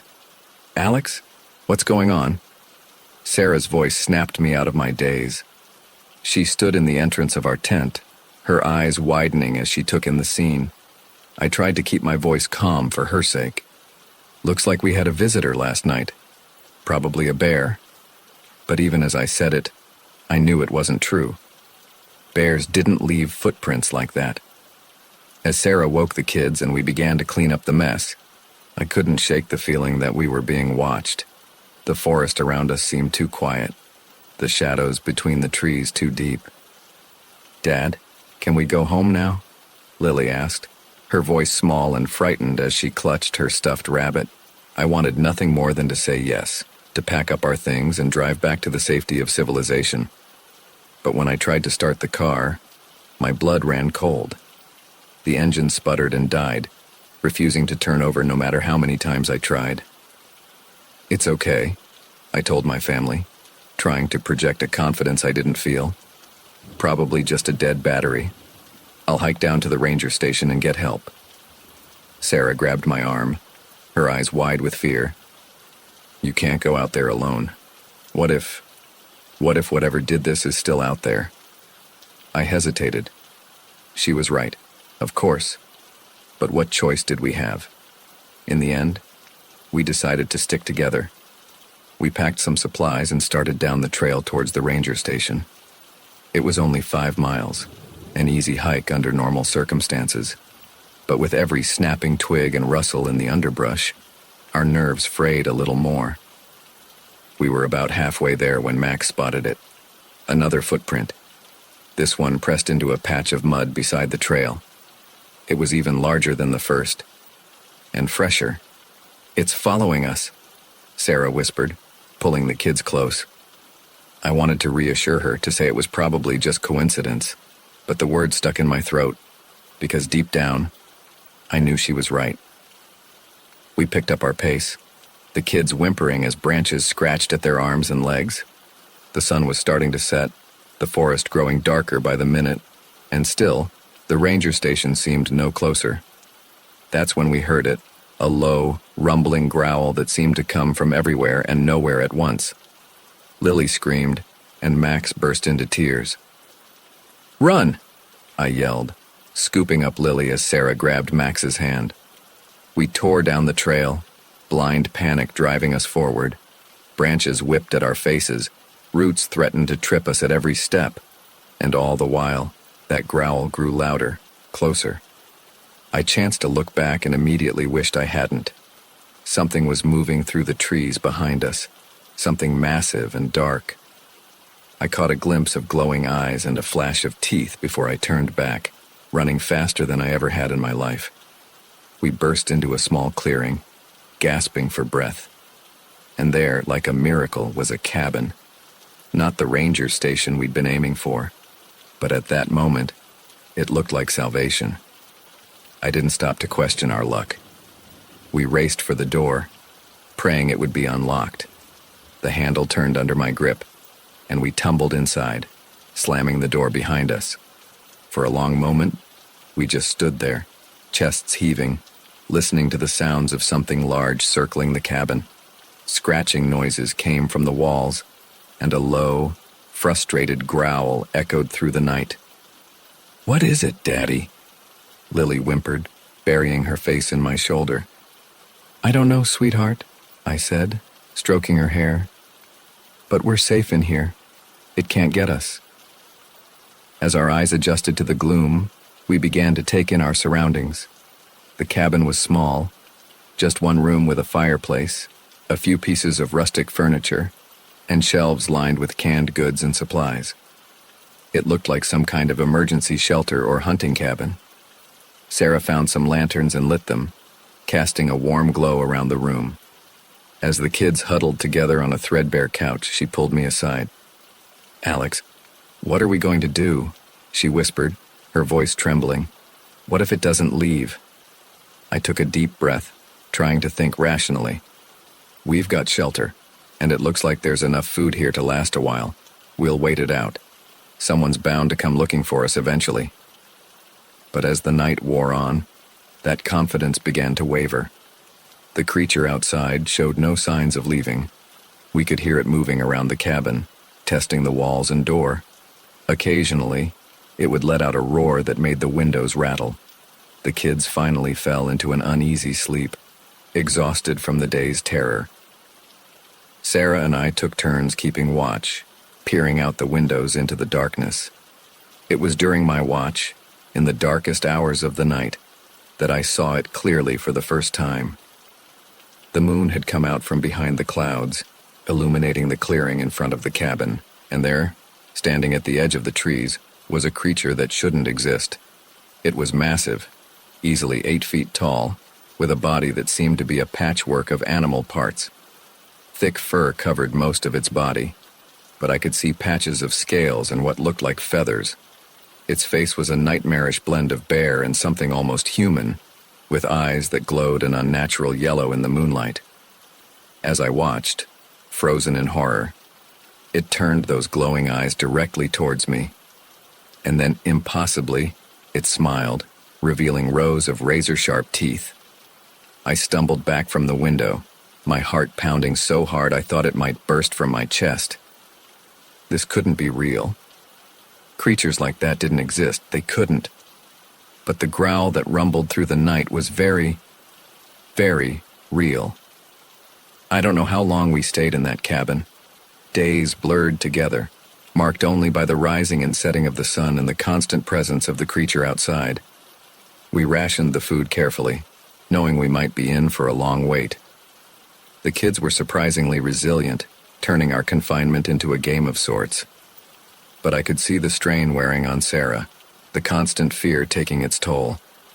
On what I think was the 5th day, we woke to silence. No growls, no scratching at the walls. Cautiously, I peered out the window.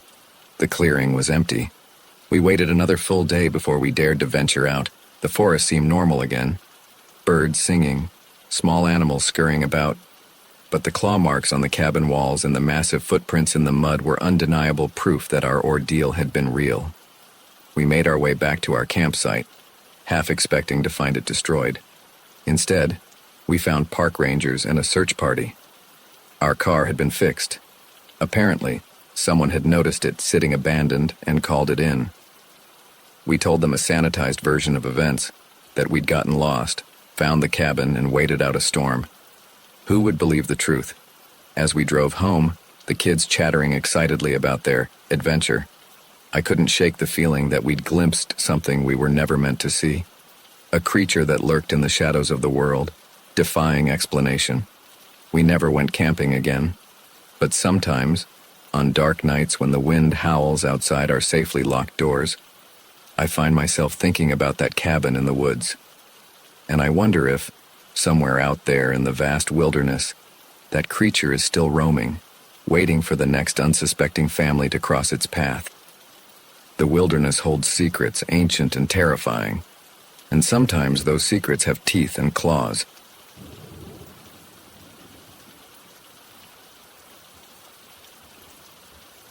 The first thing I noticed was the silence. On a cruise ship carrying over 3,000 passengers and 2,500 crew members, silence is never a good sign. I stood in the middle of the Lido deck, where just hours ago families had been splashing in the pool and music had been blaring from the speakers. Now, there was nothing but the gentle lapping of waves against the hull and the distant hum of engines. As I turned in a slow circle, taking in the abandoned lounge chairs and half-empty cocktails, a chill ran down my spine. Where was everyone? And why did the air suddenly feel so different? My name is Mia Chen, and what should have been a relaxing Caribbean cruise turned into the most bewildering and terrifying experience of my life. I'm still not sure I believe what happened to me, but I know one thing for certain. Time isn't as linear as we think it is, and sometimes the fabric of reality can slip in ways we can't begin to understand. It had started as a typical day at sea. I'd woken up late, nursed a slight hangover from the previous night's karaoke party with a greasy breakfast, and spent the morning lounging by the pool with my latest beach read. Around noon, I'd decided to head back to my cabin for a quick nap before the afternoon's activities. I remember closing my eyes, the gentle rocking of the ship lulling me to sleep. When I woke up, the light filtering through my porthole window seemed off, dimmer somehow, with a strange bluish quality I'd never seen before. Disoriented, I checked my phone. The screen was black, completely dead despite having been fully charged when I lay down. Frowning, I got up and tried the cabin's phone. Nothing but a faint buzzing on the line. That's when I noticed the silence. No distant laughter from the hallway. No muffled announcements over the PA system. Just nothing. A knot of unease forming in my stomach. I stepped out into the hallway. It was deserted. The usual bustle of passengers and crew members conspicuously absent. My footsteps echoed unnaturally loud on the carpeted floor as I made my way towards the elevator bank. "Hello?" I called out, my voice sounding small and lost in the empty corridor. No response. The elevator arrived with a cheerful ding that seemed wildly out of place in the eerie silence. As I rode up to the Lido deck, I tried to rationalize what was happening. Maybe there was some sort of emergency drill I'd slept through. But no, they always announce those well in advance, and surely someone would have woken me. When the elevator doors opened onto the Lido deck, the full extent of the strangeness hit me. The massive open-air deck was completely deserted. Lounge chairs sat empty, some with towels and books still draped over them, as if their occupants had just stepped away for a moment. The bars were unmanned, rows of colorful cocktails abandoned on their counters. I walked slowly around the deck, my heart pounding. "Hello?" I called again, louder this time. "Is anyone here?" Only the sound of the waves answered me. As I completed my circuit of the deck, I noticed something that made my blood run cold. The lifeboats were all still in place. If there had been some kind of emergency evacuation, surely they would have been launched. I spent the next few hours searching the ship, deck by deck, my panic growing with each empty room and deserted corridor I encountered. The theater, mid-setup for the evening's show. The casino, slot machines blinking silently in the dim light. The main dining room, tables set for a dinner that would never be served. Everywhere I looked, I found signs of life interrupted. Half-eaten meals in the buffet, a load of laundry tumbling endlessly in a dryer in the otherwise empty laundromat, a child-stuffed animal dropped in the middle of a hallway. But of the thousands of people who should have been on board, I found no trace. As night fell, or what I assumed was night, given the deepening of that strange bluish light, I made my way to the bridge, hoping against hope to find someone, anyone who could explain what was happening. The bridge was as deserted as the rest of the ship, but at least here there were signs of life. Radar screens blinked, showing our position in the middle of the Caribbean Sea. Navigation systems hummed softly. The ship was still on course, its automated systems continuing their work, even in the absence of human oversight. I slumped into the captain's chair, exhaustion and fear finally overtaking me. What had happened? Where was everyone? And more importantly, what was I going to do now? As I sat there, staring blankly at the array of instruments before me, something caught my eye. The date display on one of the monitors. I blinked. Sure, I must be seeing things, but no. There it was in glowing green letters. August 13th, 2024. A week. Somehow, impossibly, a week had passed since I'd laid down for my nap. I laughed then, a high, hysterical sound that echoed weirdly in the empty bridge. This couldn't be happening. People didn't just lose a week of time. Entire ships full of people didn't just vanish. And yet here I was. The next few days, if they were indeed days, as time seemed to have lost all meaning, passed in a blur. I roamed the ship, leaving notes in every public space, begging for a response, for some sign that I wasn't alone. I tried every phone, every radio, every possible means of communication, but was met with nothing but static. I ate from the slowly rotting supplies in the ship's massive kitchens, slept fitfully in a different cabin each night, and tried to keep myself sane by talking out loud, narrating my actions as if I was the protagonist in some bizarre reality show. On what I think was the fourth day of my solitude, I saw the lights. At first, I thought I was hallucinating, my mind finally cracking under the strain of isolation. But no, there they were. Distant pinpricks of light on the horizon, growing larger by the minute. Hope surged through me. Another ship, a rescue party. I raced to the bow, waving my arms and shouting, even though I knew they were still too far away to see or hear me. As the lights grew closer, I realized with a start that they weren't coming from the sea, but from the sky. My elation turned to confusion, then to a kind of numb acceptance. Of course, why not? After everything else, why shouldn't there be strange lights in the sky? The lights descended slowly, hovering over the ship. They were beautiful, pulsing with colors I had no names for, casting shimmering reflections on the calm sea. As I watched, a beam of light shot down from the center of the formation, touching the deck just a few feet away from me. And then, as suddenly as they had appeared, the lights vanished, and I was no longer alone. The deck was filled with people, passengers in swimsuits and sundresses, crew members in their crisp uniforms. They milled about in confusion, voices rising in a babble of questions and exclamations. What happened? Where did everyone go? Was I dreaming? I stood frozen, unable to comprehend what I was seeing. A man in a captain's uniform strode purposefully towards me, his face a mask of concern. Miss, are you all right? You look pale. I opened my mouth, but no words came out. How could I possibly explain what had happened? In the days that followed, as the ship made its way back to port, a story was pieced together. According to everyone else on board, no time had passed at all. One moment they had been going about their day. The next they had found themselves standing on the deck, disoriented and confused.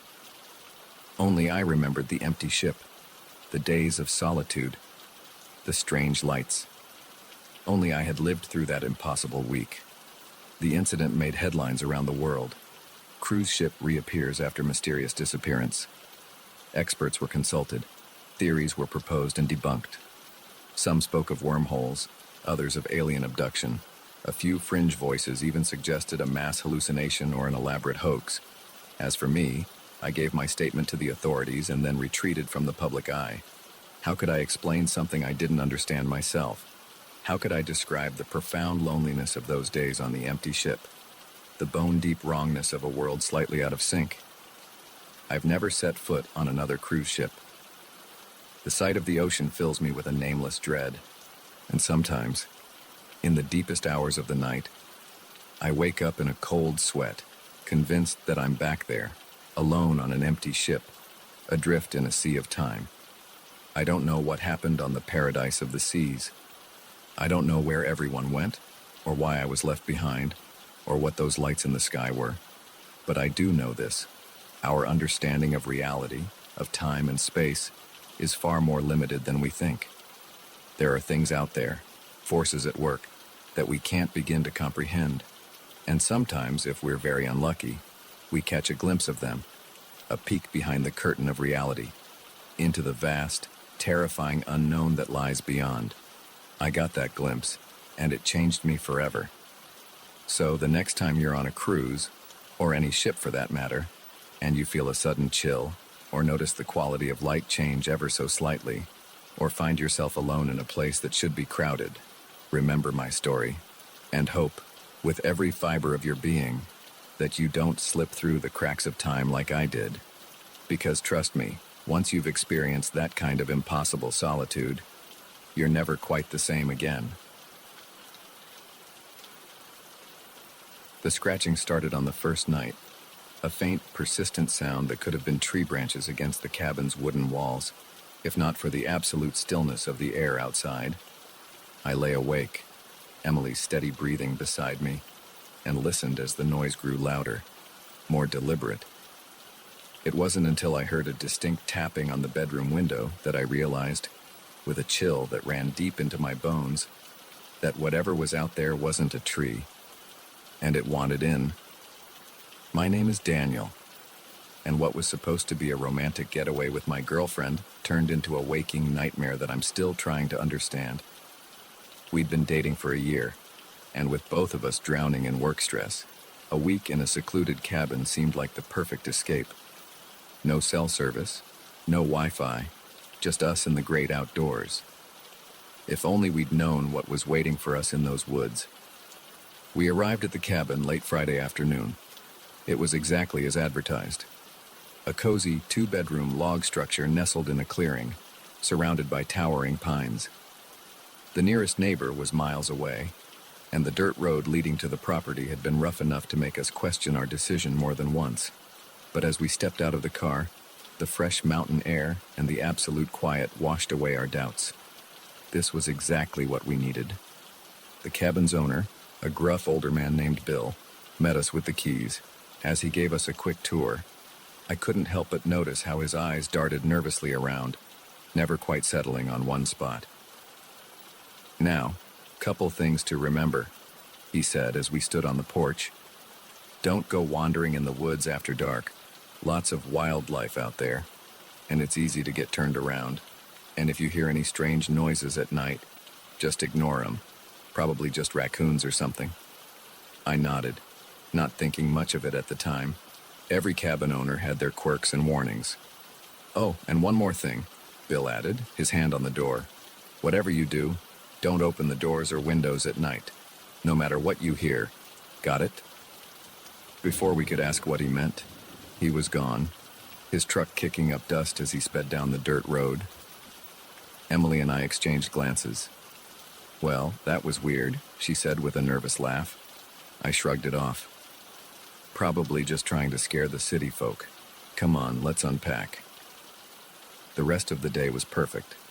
We hiked a nearby trail, cooked dinner on the old wood stove, and spent the evening cuddled up on the porch swing, watching the stars come out in a sky unspoiled by light pollution.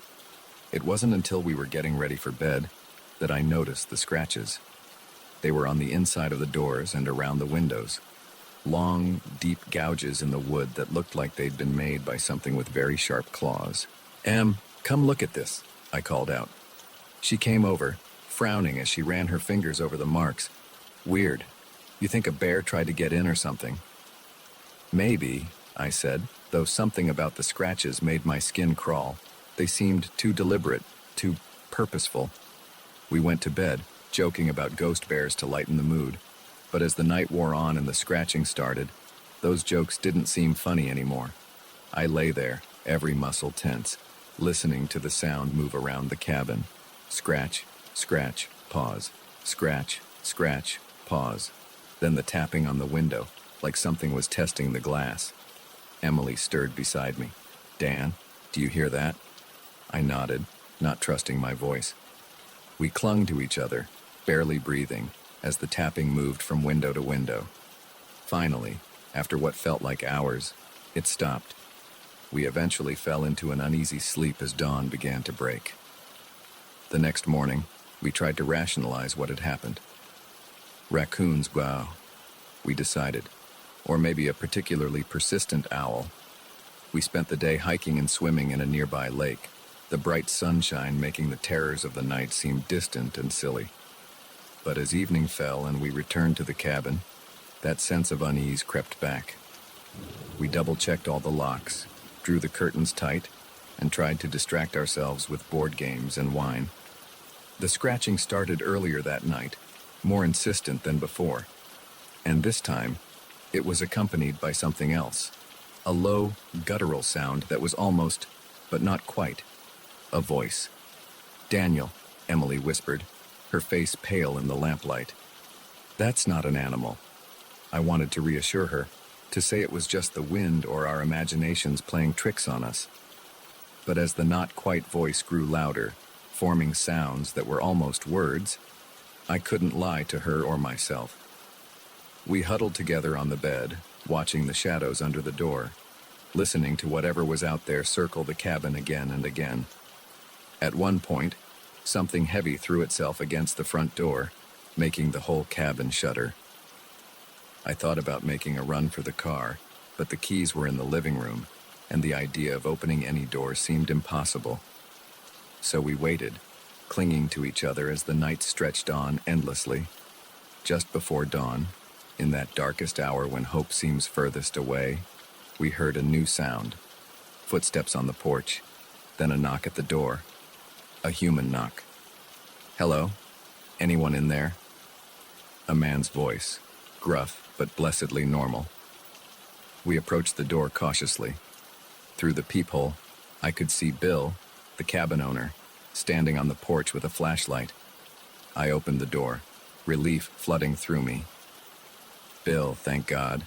There's something out here. Something. He cut me off, pushing past us into the cabin. I know. That's why I'm here. You two okay? We nodded, still shaken. Bill did a quick circuit of the cabin, checking the windows and doors. When he was satisfied, he turned to us with a grim expression. I owe you an apology, he said. I should have told you the whole truth when you got here, but I was afraid you'd leave, and I need the money, if I'm being honest. Told us what?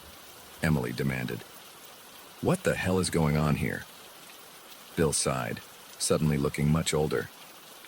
This land, it's not right. Never has been, long as I can remember. Things live in these woods, things that ain't natural. Most of the time, they keep to themselves. But sometimes, especially when there's new blood around, they get curious. I felt a chill run down my spine. What kind of things? He shook his head. I don't rightly know. Never seen him clearly, but I've heard him, felt them watching. They're smart, whatever they are, smart and hungry. Why don't you leave?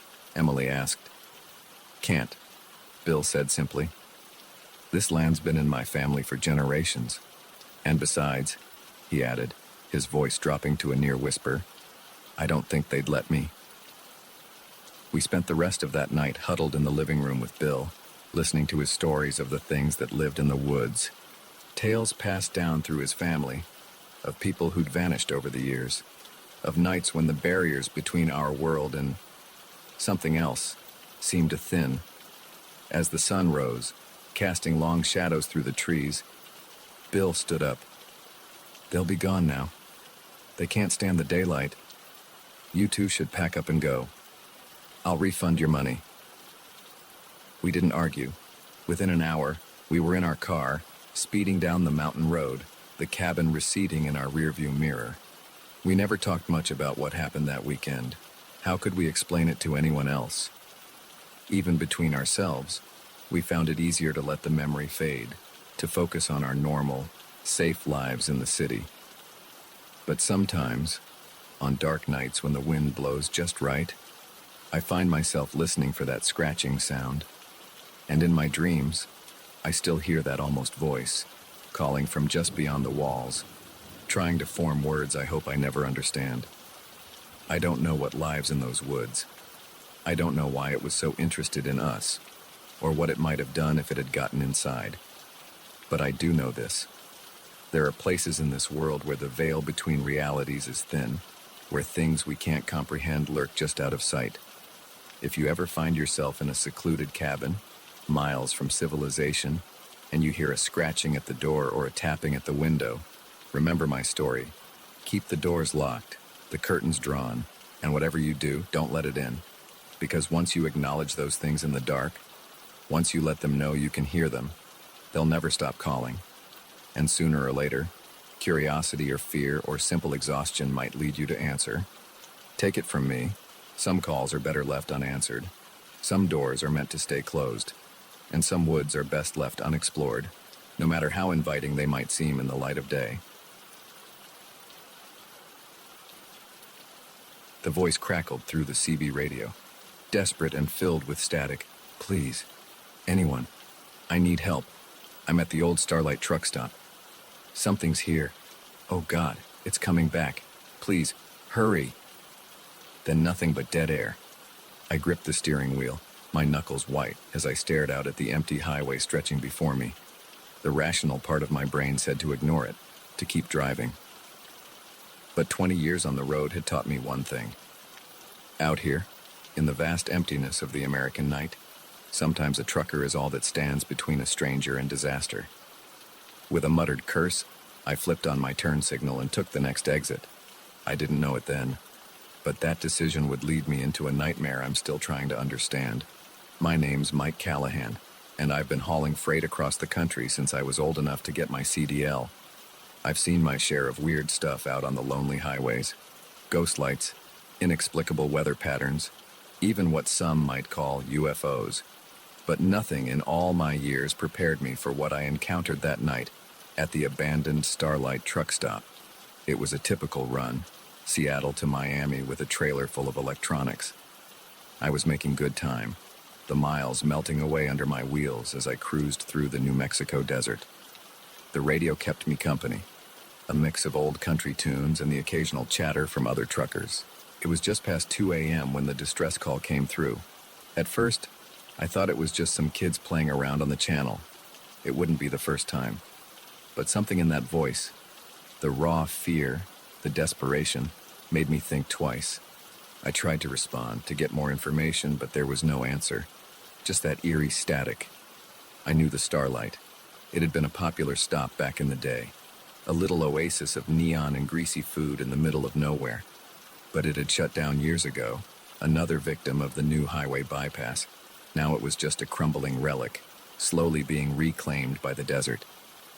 As I took the exit, a cold feeling settled in my gut. What if this was a trap? It wouldn't be the first time someone tried to lure a trucker off the main road with a fake distress call. But I couldn't shake the memory of that terrified voice. If someone really was in trouble out here, they didn't have many options for help. The old access road was barely more than a pair of tire tracks now, weeds growing up through cracks in the asphalt. My headlights cut through the darkness, illuminating scrub brush and the occasional piece of wind-blown trash. And then, rising out of the night like a ghost, I saw it, the Starlight truck stop. It was in worse shape than I remembered. The once cheerful neon sign was dark, most of its tubes shattered. The windows of the main building were boarded up, and half the roof had caved in. The vast parking lot, once filled with rigs from all over the country, was empty save for tumbleweeds and broken glass. I pulled up in front of the main entrance, leaving my engine running. The silence was oppressive, broken only by the idle of my truck and the creak of settling metal as the old building shifted in the night wind. "Hello?" I called out, my voice sounding small and lost in the emptiness. "Anyone here?" I heard a distress call on the CB. Nothing. Not even an echo. I grabbed my flashlight from the cab and cautiously approached the building. The boards over the main doors had been pried away, leaving a dark maw that seemed to swallow my light.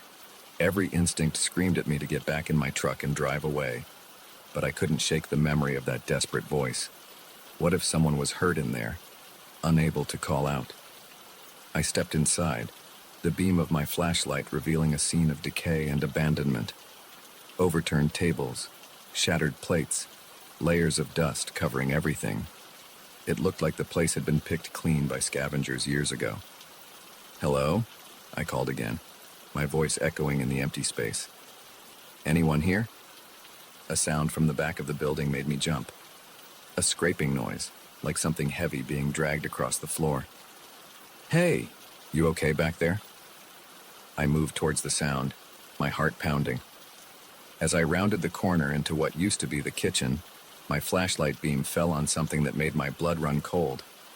There, propped up against an old stove, was a CB radio. It looked brand new, completely out of place in the decaying ruin around it. I approached slowly, my mind racing. Had the person who called for help left this here? But why? And where were they now? That's when I noticed something else. On the floor around the radio were strange markings, curved lines and symbols drawn in what looked horribly like dried blood. I took a step back, suddenly very aware of how quiet it was. Even the wind seemed to have died down. And then I heard it, a low, guttural sound coming from somewhere behind me. It was almost, but not quite, a voice. The hairs on the back of my neck stood up as I slowly turned around. There, in the doorway, was something. In the brief moment before terror overtook me, my mind tried to make sense of what I was seeing.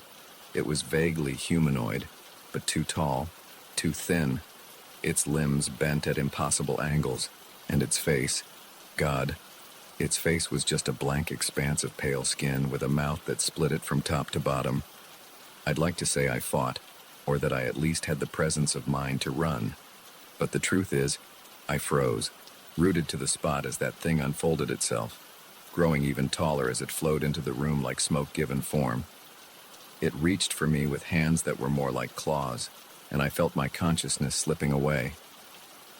The last thing I remember is the CB radio crackling to life, that same desperate voice calling out for help. I woke up in my truck, parked on the side of the highway. For a moment, I thought it had all been a vivid nightmare. But then I noticed the dust coating my clothes, the scratches on my arms. And there, on the passenger seat, was the CB radio from the abandoned truck stop.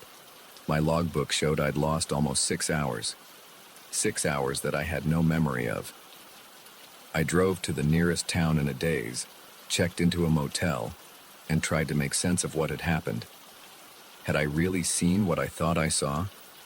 Or had my mind conjured up some impossible horror to fill in the gaps in my memory? I thought about going to the police, but what would I tell them? That I'd been lured to an abandoned truck stop by a ghost on the CB, then attacked by some kind of monster? They'd laugh me out of the station if they didn't lock me up for my own safety. In the end, I did the only thing I could do. I got back on the road and finished my run. But things were different after that night. I found myself jumping at shadows, flinching every time the CB crackled with static. I started taking routes that avoided long stretches of empty highway, even if it meant longer trips. And that CB radio, I couldn't bring myself to get rid of it, but I couldn't stand to have it in my truck either. It sits in a storage unit now, wrapped in chains and locked in a box. Some nights I swear I can hear it calling, that same desperate voice begging for help. I've tried to find out more about the Starlight truck stop since then. Turns out, it has quite a history. Stories of disappearances going back decades. Truckers who stopped there and were never seen again. Local legends about ancient burial grounds and doorways to other worlds. I don't know what to believe anymore. I don't know if what I experienced was real, or some kind of hallucination, or something in between. But I do know this. There are things out there in the darkness that we can't explain. Things that lurk on the edges of our world, waiting for someone to answer their call. So if you're ever out on the road late at night, and you hear a desperate voice on the CB begging for help, think twice before you answer. Because sometimes, the call for help isn't coming from someone in trouble. Sometimes, it's coming from the trouble itself. And if you find yourself driving past an abandoned truck stop in the middle of the New Mexico desert, keep on driving. Don't look back. And whatever you do, don't stop. Because you never know what might be waiting there in the darkness, ready to pull you into a nightmare you might never wake up from. As for me, I still drive, but never at night if I can help it. And I keep my CB turned off, no matter how lonely the road gets. Because I know now that some calls are better left unanswered, and some mysteries are best left unsolved.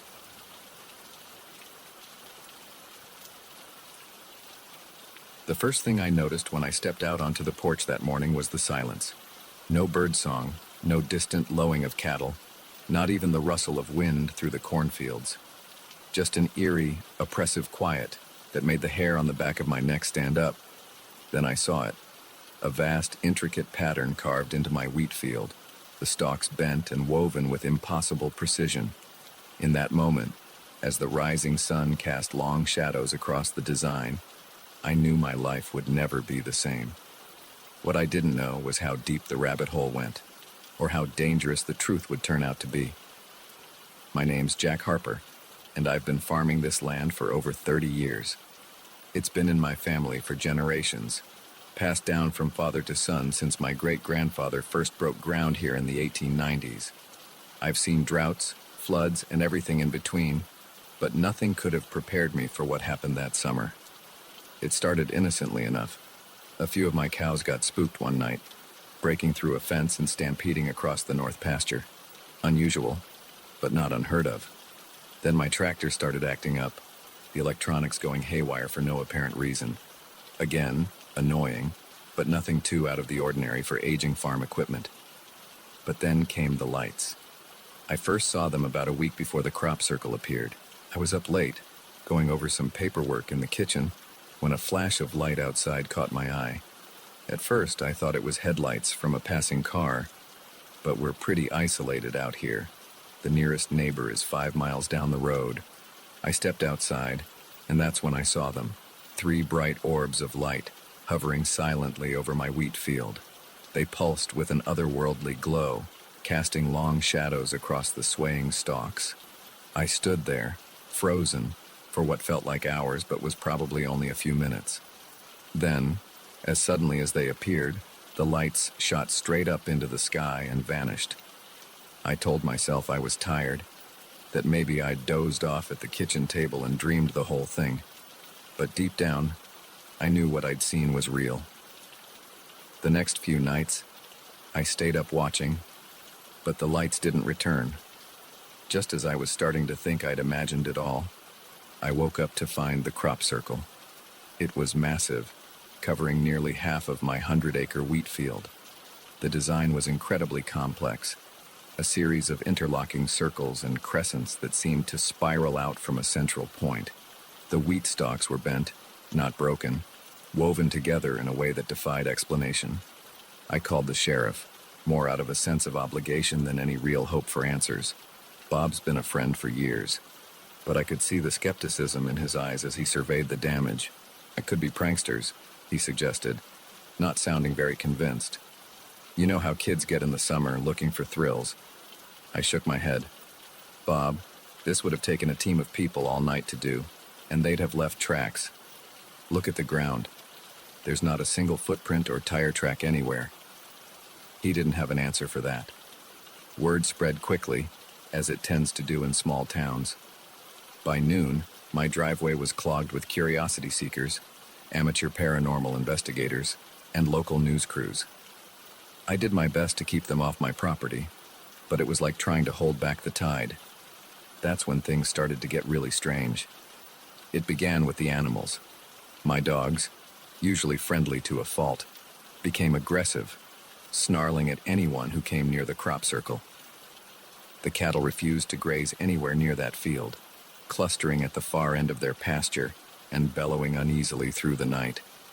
Then the equipment failures escalated. Not just my tractor now, but every piece of electronic equipment on the farm. Cell phones died within minutes of being fully charged.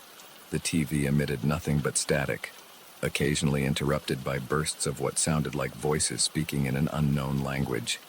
And the dreams. God, the dreams. Every night, I found myself wandering through that wheat field, the stalks whisper singing around me in voices just on the edge of comprehension. Something was always just ahead of me, always just out of sight. I'd wake up in a cold sweat, the taste of metal in my mouth and the feeling that I was on the verge of understanding something vast and terrible. About a week after the crop circle appeared, I had a visitor. He introduced himself as Dr. Alan Friedman, an astrophysicist from the State University. He was different from the other investigators who'd come sniffing around, quieter, more serious. Mr. Harper, he said, his eyes never leaving the crop circle. Have you noticed any other unusual phenomena since this appeared? Lights in the sky, perhaps? Electronic disturbances? The hairs on the back of my neck stood up. How did you know about that? He turned to me then, his expression grave. Because this isn't the first time this has happened. There's a pattern, Mr. Harper. These events, they're escalating. Over the next few hours, Dr. Friedman told me things that shook me to my core, about other crop circles, all following a similar design, appearing across the country over the past few years, about increased UFO sightings in those areas, and about people who had gone missing, always in the weeks following the appearance of a circle. We believe, he said in a low voice, that these are some kind of test sites, that whatever intelligence is behind this is preparing for something bigger. I wanted to dismiss it all as crazy talk, but I couldn't, not after what I'd seen, what I'd experienced. What do they want? I asked, my mouth dry. Dr. Friedman shook his head. We don't know, but we think you might be in danger, Mr. Harper. These sites, they seem to have a strange effect on the people closest to them. We've documented cases of unusual behavior, of people claiming to receive messages or orders from some unknown source. As he spoke, I felt a chill run down my spine. I thought of my dreams, of the whispers just on the edge of understanding. "What should I do?" I asked. "Let us set up some monitoring equipment," he said. "And whatever you do, don't enter that field. No matter what you hear, no matter what you think you see, promise me." I promised, but promises, I would soon learn, are hard to keep when reality itself seems to be unraveling around you. The next few days were a blur of activity. Dr. Friedman and his team set up cameras and sensors around the perimeter of the crop circle. They took samples of the soil and the wheat, muttering to each other in low, worried tones. And all the while, the whispers in my dreams grew louder, more insistent. I'd wake up with strange symbols etched in my mind, my fingers itching to draw them. The urge to walk into that field, to reach the center of the circle, became almost overwhelming. It all came to a head on the 7th night after the circle appeared. I was jolted awake by a sound I'd never heard before, a low, thrumming vibration that seemed to come from everywhere and nowhere at once. I stumbled to the window and felt my heart stop. The crop circle was glowing, pulsing with a soft, blue-white light that seemed to beat in time with the thrumming sound. And there, hovering above it, were the lights I'd seen before. But this time, they were descending. I don't remember deciding to go outside. One moment I was at the window, the next I was running across the yard in my pajamas, drawn toward the circle by a force I couldn't resist. Dr. Friedman's warning echoed in my head, but it seemed distant, unimportant. All that mattered was reaching the center of the circle, meeting whatever was coming down from the sky. I was at the edge of the wheat field when a hand grabbed my arm, yanking me back. It was Dr. Friedman, his face pale in the otherworldly light. "Harper, no!" he shouted over the thrumming. "If you go in there, we'll lose you." I struggled against his grip, the whispers in my head drowning out everything else. But he held firm, and slowly, painfully, I felt the compulsion begin to fade. We watched, transfixed, as the lights descended into the center of the crop circle. There was a flash so bright it left spots dancing in my vision, and then nothing. The lights were gone. The thrumming stopped. The crop circle lay dark and still. In the days that followed, government agents swarmed my farm. The crop circle was dug up. Every grain of soil tested and retested. I was questioned for hours, as were Dr. Friedman and his team. They found nothing, no radiation, no unexplained elements, nothing to prove that anything out of the ordinary had happened. The official story became that it was an elaborate hoax, despite the lack of any evidence to support that theory. But I know what I saw. I know what I felt. It's been 5 years since that night. I still farm the land, but things are different now. The wheat doesn't grow in that field anymore, no matter what we plant. On quiet nights, I sometimes think I can still hear those whispers on the edge of my mind. And sometimes, when I look up at the stars, I can't shake the feeling that something up there is looking back, watching, waiting. I don't know what would have happened if I'd made it to the center of that circle. I don't know what's coming or when, but I do know this. We are not alone, and the universe is stranger and more terrifying than we can imagine. So if you ever find a strange pattern carved into your fields, or see lights in the sky that move like nothing you've ever seen before, remember my story, and whatever you do, don't answer when they call, because once you do, there's no going back.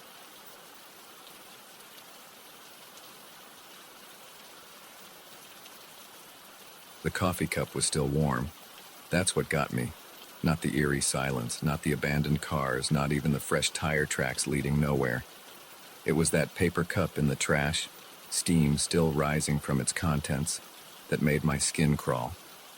Someone had been here moments ago, but the rest stop was deserted. As I stood there, the hairs on the back of my neck prickling, I caught movement out of the corner of my eye. There, at the edge of the woods, a figure watched. And in that moment I knew I'd stumbled into something I shouldn't have seen, something I might not escape from. My name's Alex, and I've been driving cross-country for a living for the better part of a decade. Long-haul trucking isn't glamorous, but it pays the bills and satisfies my wanderlust. I've seen my share of weird stuff on the road, inexplicable lights in the sky, ghost towns that aren't on any map, even what some might call supernatural occurrences. But nothing, absolutely nothing, prepared me for what I encountered that night at the Pinewood rest stop. It was a routine run, St. Louis to Portland with a trailer full of electronics. I'd been pushing hard, trying to make up time after a delay at my last stop. The night was moonless, the highway a ribbon of black stretching endlessly before me. I'd been fighting sleep for the last hour, my eyes gritty and my mind fuzzy. When I saw the sign for the rest stop, I almost cried with relief. Just a quick break, I told myself. Splash some water on my face, grab a coffee, and I'd be good for another few hours. The rest stop appeared out of the darkness like an island of light. It was one of those older ones, with a small building housing restrooms and vending machines, and a separate area for trucks to park. As I pulled in, I noticed a few cars in the lot, but no people visible. I parked and stepped out of my rig, stretching muscles cramped from hours of sitting. The air was unnaturally still, no breeze, no sounds of insects or distant traffic, just silence. That should have been my first warning. I made my way to the building, my footsteps echoing loudly on the concrete. The door creaked as I pushed it open, the sound jarring in the quiet. Inside, the fluorescent lights buzzed softly, casting a harsh glare over the empty space. I headed for the men's room, splashing cold water on my face and letting it run down my neck. As I looked up at my reflection, haggard and pale in the mirror, I saw something that made my heart skip a beat. In the mirror, reflected in the partially open door behind me, I caught a glimpse of movement. Just a shadow, really, but distinctly human-shaped. I whirled around, but the doorway was empty. "Hello?" I called out, my voice sounding thin and nervous even to my own ears. No response. Shaking it off as a trick of my tired mind, I left the restroom and headed for the vending machines. That's when I noticed the other oddities. A jacket draped over a chair, as if its owner had just stepped away. A smartphone on a table, its screen still lit up. And there, in the trash can by the door, that steaming cup of coffee. My skin prickled with goosebumps. Where was everyone? I stepped back outside, scanning the parking lot. The cars I'd seen earlier were still there, some with doors hanging open. I approached the nearest one, a blue sedan. The keys were in the ignition, the engine ticking as it cooled. "Hey!" I shouted, my voice echoing across the empty lot. "Anyone here?" The silence that answered was deafening. That's when I saw the tire tracks, fresh ones, leading from one of the parking spots and stopping abruptly at the edge of the lot, as if the car had simply vanished into thin air. My heart was pounding now, adrenaline clearing the fog of exhaustion from my mind. Something was very, very wrong here. I turned, intending to run back to my truck and get the hell out of there. That's when I saw it. The figure at the edge of the woods. It was human-shaped, but somehow off. Too tall, too thin, its proportions not quite right. It stood perfectly still, half hidden behind a tree, watching me. I froze, caught in its gaze like a rabbit before a wolf. For a long moment, neither of us moved. Then, slowly, it raised a hand, beckoning. Terror jolted through me like an electric shock. I ran, sprinting back to my truck with a speed I didn't know I possessed. I fumbled with the keys, swearing as I dropped them, scrabbling in the gravel to retrieve them. As I pulled myself up into the cab, I risked a glance back. The figure was closer now, no longer hiding behind the trees. In the harsh glare of the rest stoplights, I could see it more clearly. And God, I wish I couldn't. Its skin was pale, almost translucent, stretched too tight over an impossible frame. Its face was smooth, featureless except for deep-set eyes that reflected the light like a cat's, and its mouth. Its mouth split its face from ear to ear, filled with needle-sharp teeth. I got the key in the ignition, the engine roaring to life.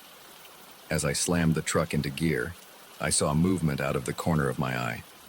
More figures emerging from the woods, dozens of them, all with that same impossible physiology, all moving with an unnatural, fluid grace. I floored it, the truck's tires spinning in the gravel before finding purchase. I tore out of that rest stop like all the demons of hell were on my tail, and for all I know, they were. I drove for hours, pushing well past the legal limit for consecutive time behind the wheel. I didn't stop until the sun was high in the sky and I was 2 states away. Even then, I couldn't shake the feeling of being watched. When I finally worked up the courage to check my mirrors, the highway behind me was empty. No sign of pursuit, no hint of the horror I'd left behind. But the memory of those figures, of that beckoning hand, was burned into my mind. I considered reporting what I'd seen, but who would believe me? I'd sound like a lunatic, raving about monsters at a rest stop. So I kept quiet, finished my run, and tried to convince myself it had all been a hallucination brought on by exhaustion. But I couldn't forget, and I couldn't stop wondering about those people at the rest stop, the ones who'd left behind their cars, their belongings, the ones who'd followed that beckoning hand into the woods. Where had they gone? What had happened to them? In the weeks that followed, I did some digging. It wasn't easy. I'm no detective, and I had precious little to go on. But what I found chilled me to the bone. There were stories, whispered tales among long-haul truckers and late-night travelers, stories of rest stops where people vanished without a trace, of figures seen at the edge of the woods, always at night, always beckoning. Some called them aliens. Others said they were interdimensional beings. A few spoke of ancient, forgotten gods, awakening in our modern world. I don't know what they are. I don't know what they want. But I know they're out there, waiting at the edges of lonely highways, in the shadows of late-night rest stops. I still drive, but never at night if I can help it. I avoid rest stops, pushing myself to make it from one major town to the next without breaks. And I never, ever stop if I see a solitary figure standing at the edge of the woods. Sometimes, on long hauls when the night is dark and the road seems to go on forever, I think I see them in my mirrors. Tall, thin figures, keeping pace with my truck despite its speed. Watching, waiting. And sometimes, I wonder if I really did escape that night, or if, somehow, I'm still there, trapped in some in-between place, living out a life that's not quite real. So if you're ever driving late at night and you see a rest stop appear out of the darkness, think twice before you stop. Check your gas gauge, your caffeine levels, your fatigue. Ask yourself, is it worth the risk? Because you never know what might be waiting there in the shadows. You never know who or what might be beckoning you into the woods, and once you follow, you might never find your way back. Remember my story, and keep driving, no matter how tired you are. Because some rest stops aren't meant for rest. Some are gateways to places we were never meant to go. And once you cross that threshold, there's no coming back.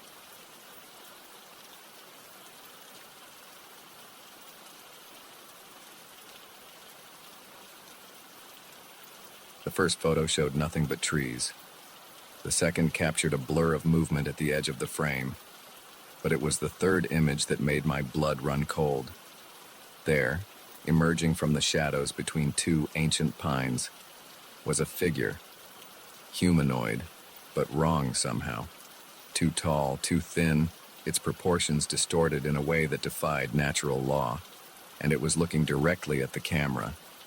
At me. I lowered the viewfinder with shaking hands, my eyes darting to the deepening shadows around my campsite. Night was falling, and I was no longer alone in these woods. My name is Maggie Chen, and I've been a nature photographer for the better part of a decade. I've trekked through rainforests, scaled mountains, and waded through swamps to get the perfect shot. But nothing in all my years of experience could have prepared me for what I encountered in the depths of the Olympic National Forest. It was supposed to be a routine assignment, a 2-week solo expedition to capture the raw beauty of the old-growth forest for a conservation magazine. I'd done dozens of trips like this before, and I was looking forward to the solitude, to immersing myself in nature without the distractions of the modern world. The first few days were idyllic. The forest was a photographer's dream, all towering evergreens draped in moss, hidden waterfalls, and dappled sunlight filtering through the canopy. I set up my base camp in a small clearing near a babbling stream, venturing out each day to explore and photograph. It was on the fourth night that things started to get strange. I was reviewing the day's shots on my camera when I noticed something odd in the background of one image. A shape, just barely visible in the shadows between two trees. At first, I dismissed it as a trick of the light or maybe a deer, but something about it nagged at me. The next day, I returned to the same spot, determined to figure out what I'd captured. I set up my camera trap, a motion-activated camera designed to capture wildlife, and left it there for the day while I explored other areas. When I returned that evening and checked the camera, my heart nearly stopped. There were dozens of images, taken in rapid succession. The first few showed nothing unusual, just the forest floor and a squirrel or two. But then, the figure appeared, tall and impossibly thin, with long, spindly limbs that seemed to bend at unnatural angles. Its skin, where visible, was pale and almost translucent, stretched tight over an inhuman frame, and its face, God, its face, smooth and featureless, save for two large, dark eyes that reflected the camera's flash like a cat's. I stared at the images, my mind refusing to process what I was seeing. This couldn't be real. It had to be a hoax, a trick played by some other hiker with too much time on their hands and a talent for Photoshop. But as I flipped through the sequence of photos, a chill ran down my spine. The figure was moving closer to the camera with each shot. In the final image, it was reaching towards the lens, long fingers blurred with motion. I packed up my gear with shaking hands and practically ran back to my campsite. That night, I barely slept, starting at every snapping twig and rustle of leaves. I told myself I was being ridiculous, that there had to be a logical explanation. But deep down, I knew what I'd seen was real. The next morning, I woke to find my campsite in disarray. My backpack had been emptied, its contents strewn about. My food cache, hung high in a tree to protect it from bears, had been torn down. The rope snapped as if it were thread, and there, pressed into a patch of soft earth near my tent, was a footprint, long and narrow, with toes that looked more like claws. My camera was lying next to it. With trembling fingers, I turned it on and checked the most recent images. My heart nearly stopped. There were new photos, taken while I slept. Photos of my tent, of me sleeping inside, visible through the mesh window. And in each one, that figure was there, getting closer and closer. I should have left then, packed up and hiked out. Assignment be damned. But some combination of curiosity, stubbornness, and plain old stupidity made me stay. I convinced myself that if I could just get clearer photos, just understand what this thing was, it would all make sense. So I stayed. And each night, the creature came closer. I set up more camera traps around my campsite, capturing image after image of the being as it circled my tent. I barely slept, spending my nights huddled in my sleeping bag, clutching my hunting knife and jumping at every sound. During the day, I'd venture out, following trails of broken branches and those strange footprints. I found places where the undergrowth had been crushed, as if something large had bedded down. Once, I found a tuft of hair caught on a branch, coarse and gray, like no animal fur I'd ever seen. As the days passed, I began to feel like I was losing my mind. The forest, once beautiful and inviting, now seemed menacing.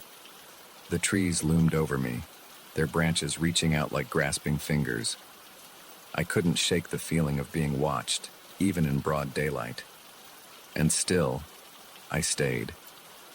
The need to understand, to document what I was seeing, had become an obsession.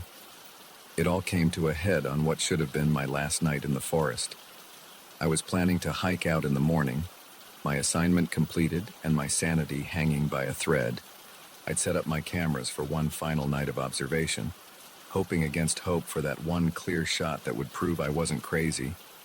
I must have dozed off despite my fear, because I woke suddenly in the pitch black of my tent. Something had changed. The ever-present sounds of the forest, the rustle of leaves, the chirp of insects, had gone silent. And there was something outside my tent. I could hear it moving, softly but unmistakably, circling, sniffing. I lay there, paralyzed with terror, as it completed its circuit. Then, to my horror, I saw the zipper of my tent begin to move. Slowly, inch by agonizing inch, the opening of my tent widened. I wanted to scream, to run, to do anything, but my body wouldn't respond. I could only watch, eyes wide in the darkness, as a long, pale hand with too many joints slipped through the opening. The hand paused, as if sensing my fear. Then, deliberately, it reached towards my camera, which lay next to my sleeping bag. In that moment, survival instinct finally overcame my paralysis. I lunged for the camera, snatching it away from that terrible hand. In the same motion, I kicked out at the tent wall, tearing through the fabric and tumbling out into the night. I ran, blindly, desperately, clutching the camera to my chest. I crashed through underbrush, stumbled over roots, branches whipping at my face. Behind me, I could hear it pursuing, not running but moving with a terrible swiftness, flowing through the forest like smoke. I don't know how long I ran or how far. My lungs burned, my legs ached, but terror drove me on. Finally, mercifully, I saw lights ahead. The ranger station at the trailhead, a beacon of civilization in the wilderness. I burst out of the tree line, gasping and sobbing. The startled ranger on duty took one look at my wild eyes and torn clothing and ushered me inside, locking the door behind us. The rest of that night is a blur. I remember telling my story, the ranger's skeptical looks turning to concern as he saw the raw fear in my eyes. I remember the police arriving, taking my statement, and I remember the moment when they asked to see my camera. With shaking hands, I turned it on and began to scroll through the images. But where there should have been dozens of photos of that otherworldly being, there was nothing. Just trees and shadows and normal forest scenes. Even the photos from that final night, the ones I was sure I'd taken of the hand reaching into my tent, were gone. In the harsh fluorescent light of the ranger station, surrounded by the trappings of civilization, my entire experience began to seem like a bad dream. Had I imagined it all?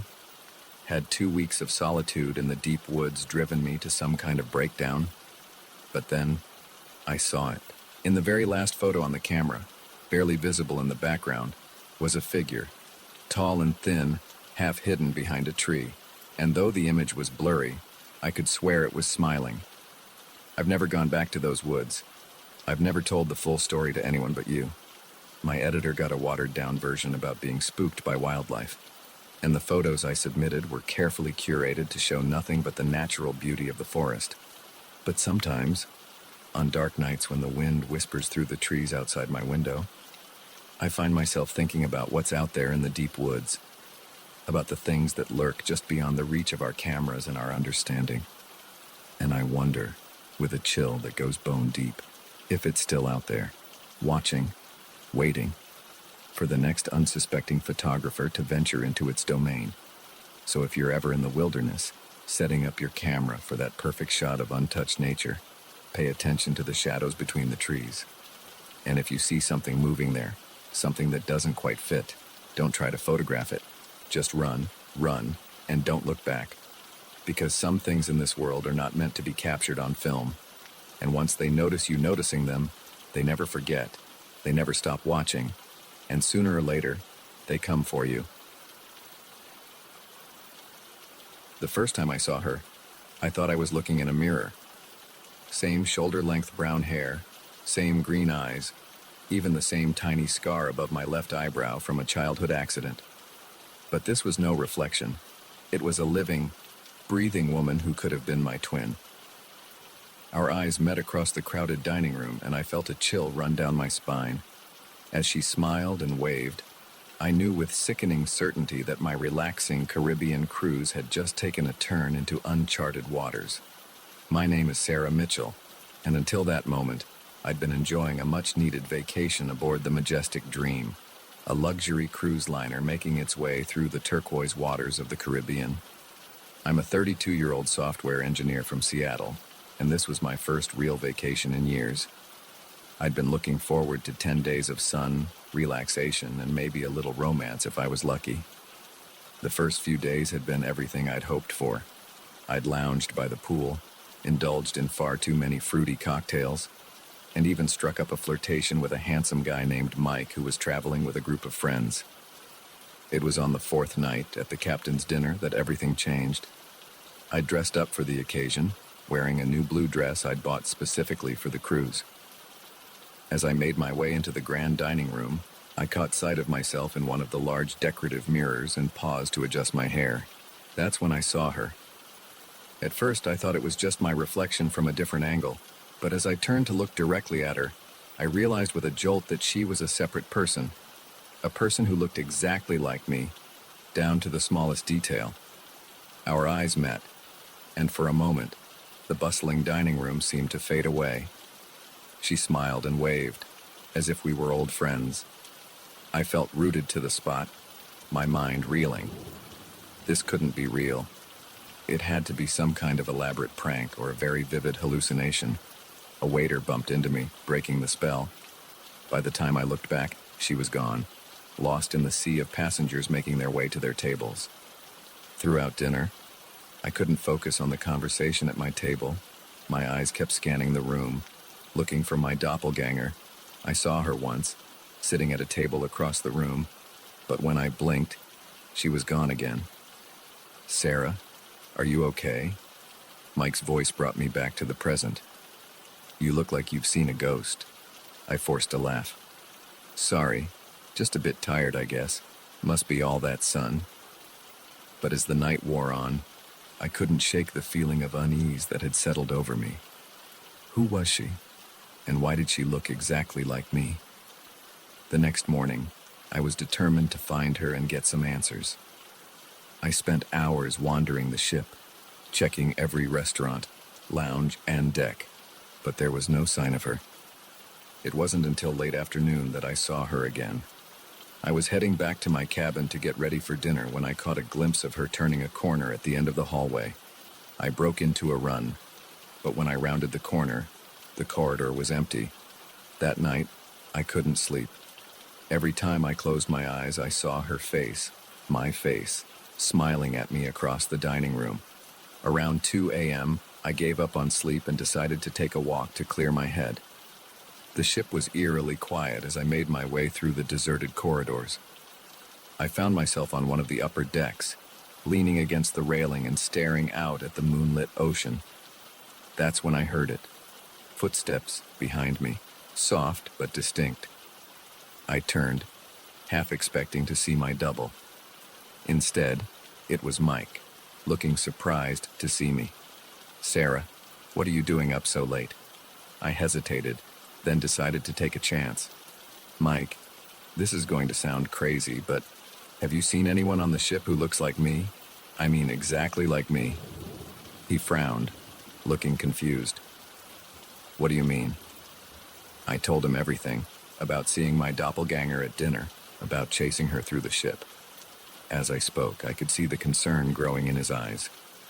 "Sarah," he said gently when I finished, "I think maybe you should talk to the ship's doctor.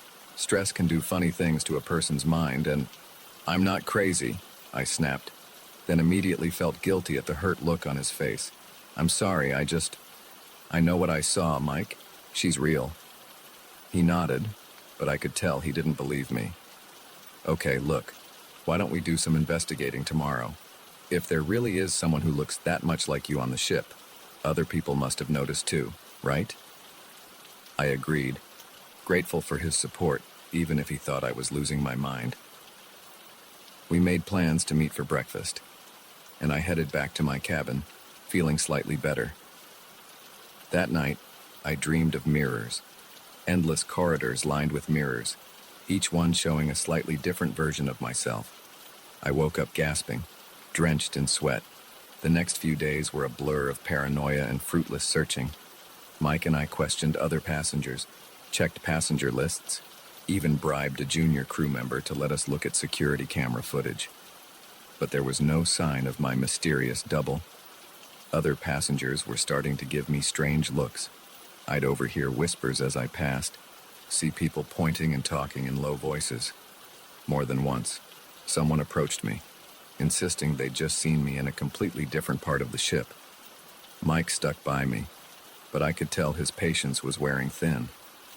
Maybe it was just someone who looked a lot like you, he suggested one afternoon as we sat by the pool. And now you're just seeing what you expect to see. I wanted to believe him, but deep down, I knew what I'd seen. And I was becoming more and more convinced that something very strange was happening on this ship. It all came to a head on the 8th night of the cruise. I was walking back to my cabin after a late-night movie when I saw her again. She was standing at the end of the corridor, watching me. This time, I was determined not to let her get away. I ran towards her, calling out, "Wait! Who are you? Why do you look like me?" She turned and fled, and I chased her through the twisting corridors of the ship, upstairs, down hallways, through lounges and restaurants. It was like a maze, and more than once I found myself in parts of the ship I'd never seen before. Finally, I cornered her in a dead-end hallway. She stood with her back to me, shoulders heaving as if she'd been running too. "Please," I gasped, out of breath. "Just tell me who you are." Slowly, she turned to face me. And as she did, I felt the world tilt sideways. Her face was mine, yes, but it was wrong somehow. The proportions were slightly off, the eyes a little too large, the smile a little too wide. As I watched in horror, her features seemed to ripple and shift, like a reflection in disturbed water. "Who am I?" she said, and her voice was a distorted version of my own.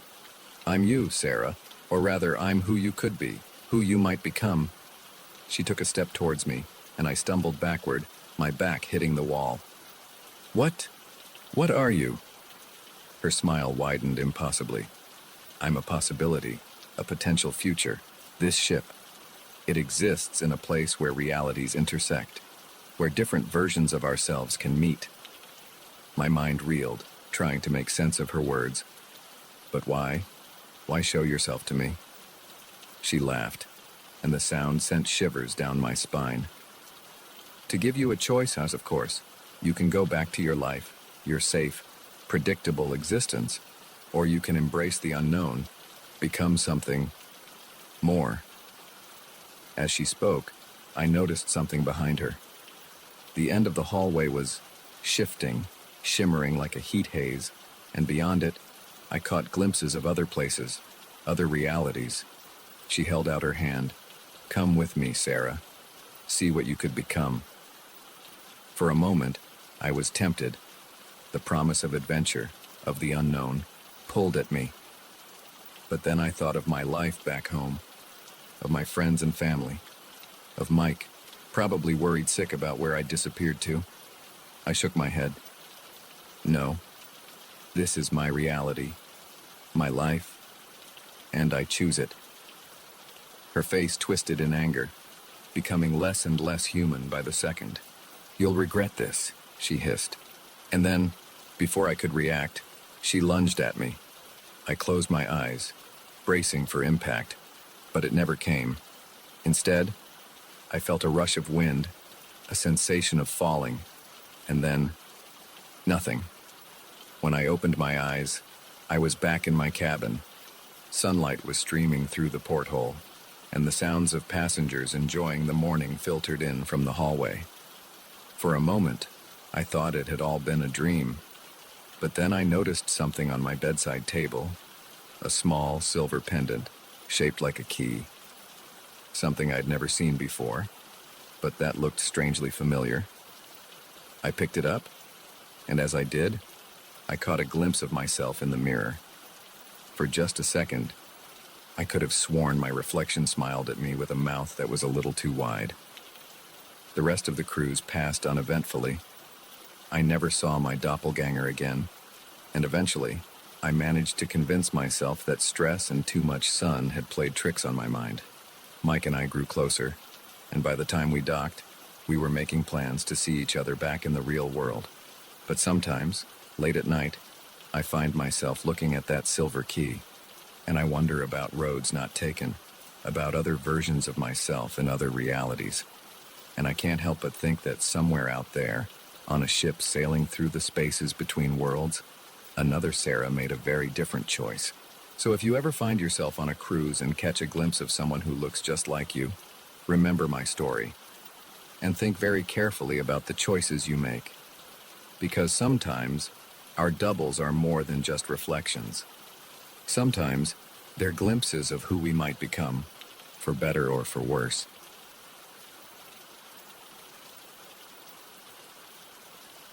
The words were whispered with such urgency, such raw fear that I felt my blood turn to ice.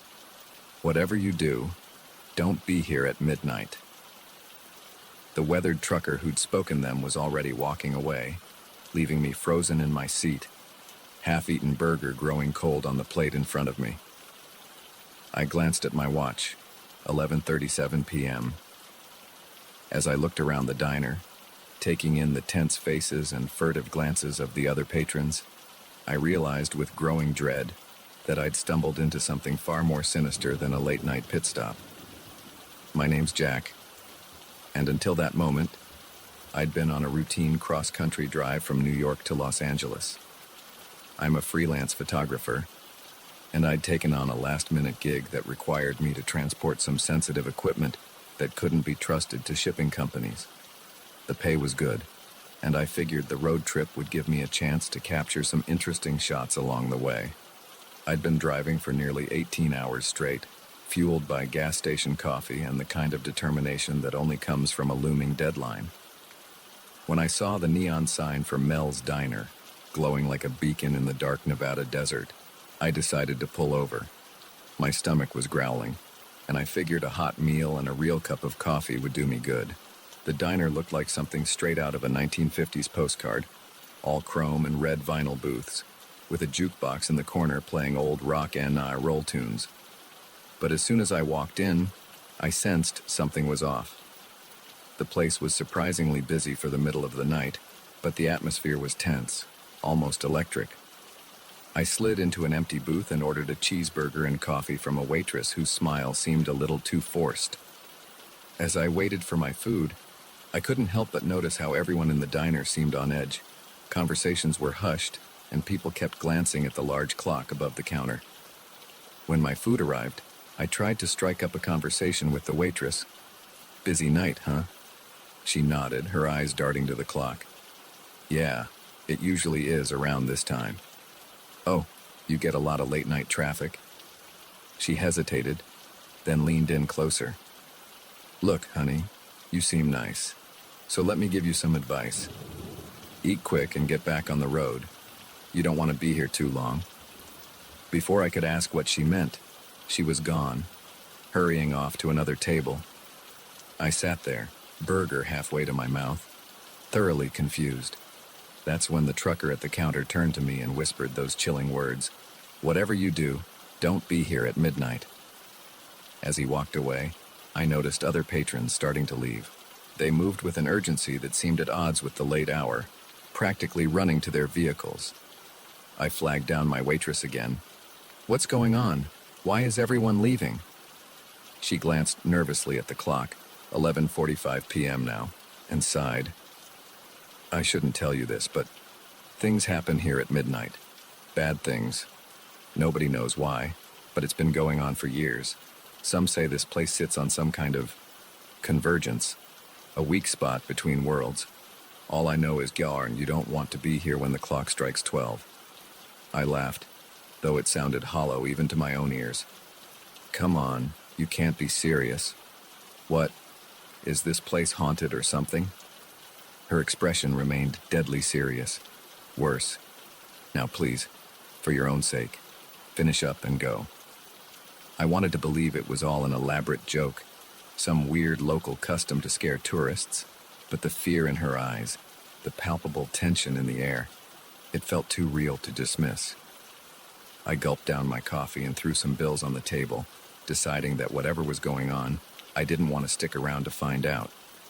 But as I stood up to leave, I noticed something that made my heart skip a beat. The door to the diner was gone. Where the entrance had been was now just a solid wall, covered in the same tacky wallpaper as the rest of the place. I blinked hard, convinced I must be more tired than I thought. But when I opened my eyes, the wall was still there. "It's starting," someone whispered. I turned to see the other remaining patrons, about a dozen in total, huddled together in the center of the diner. The waitress was among them, her earlier composure crumbling as she clutched a coffee pot like a weapon. "What's starting? What the hell is going on here?" I demanded, panic rising in my throat. An old man with a face like weathered leather spoke up. "It's midnight, son, or it will be in about..." He checked his watch. 2 minutes. That's when they come." "Who comes? What are you talking about?" But before anyone could answer, the lights began to flicker.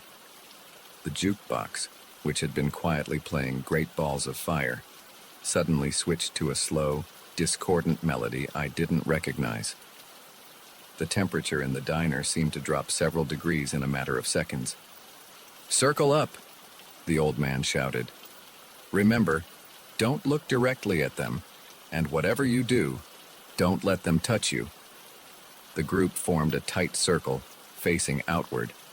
Without thinking, I joined them, my back pressing against strangers as we huddled together. The waitress pressed something into my hand, a salt shaker. "Salt and iron," she muttered. "Only things that slow them down." I wanted to laugh, to tell them all this was insane.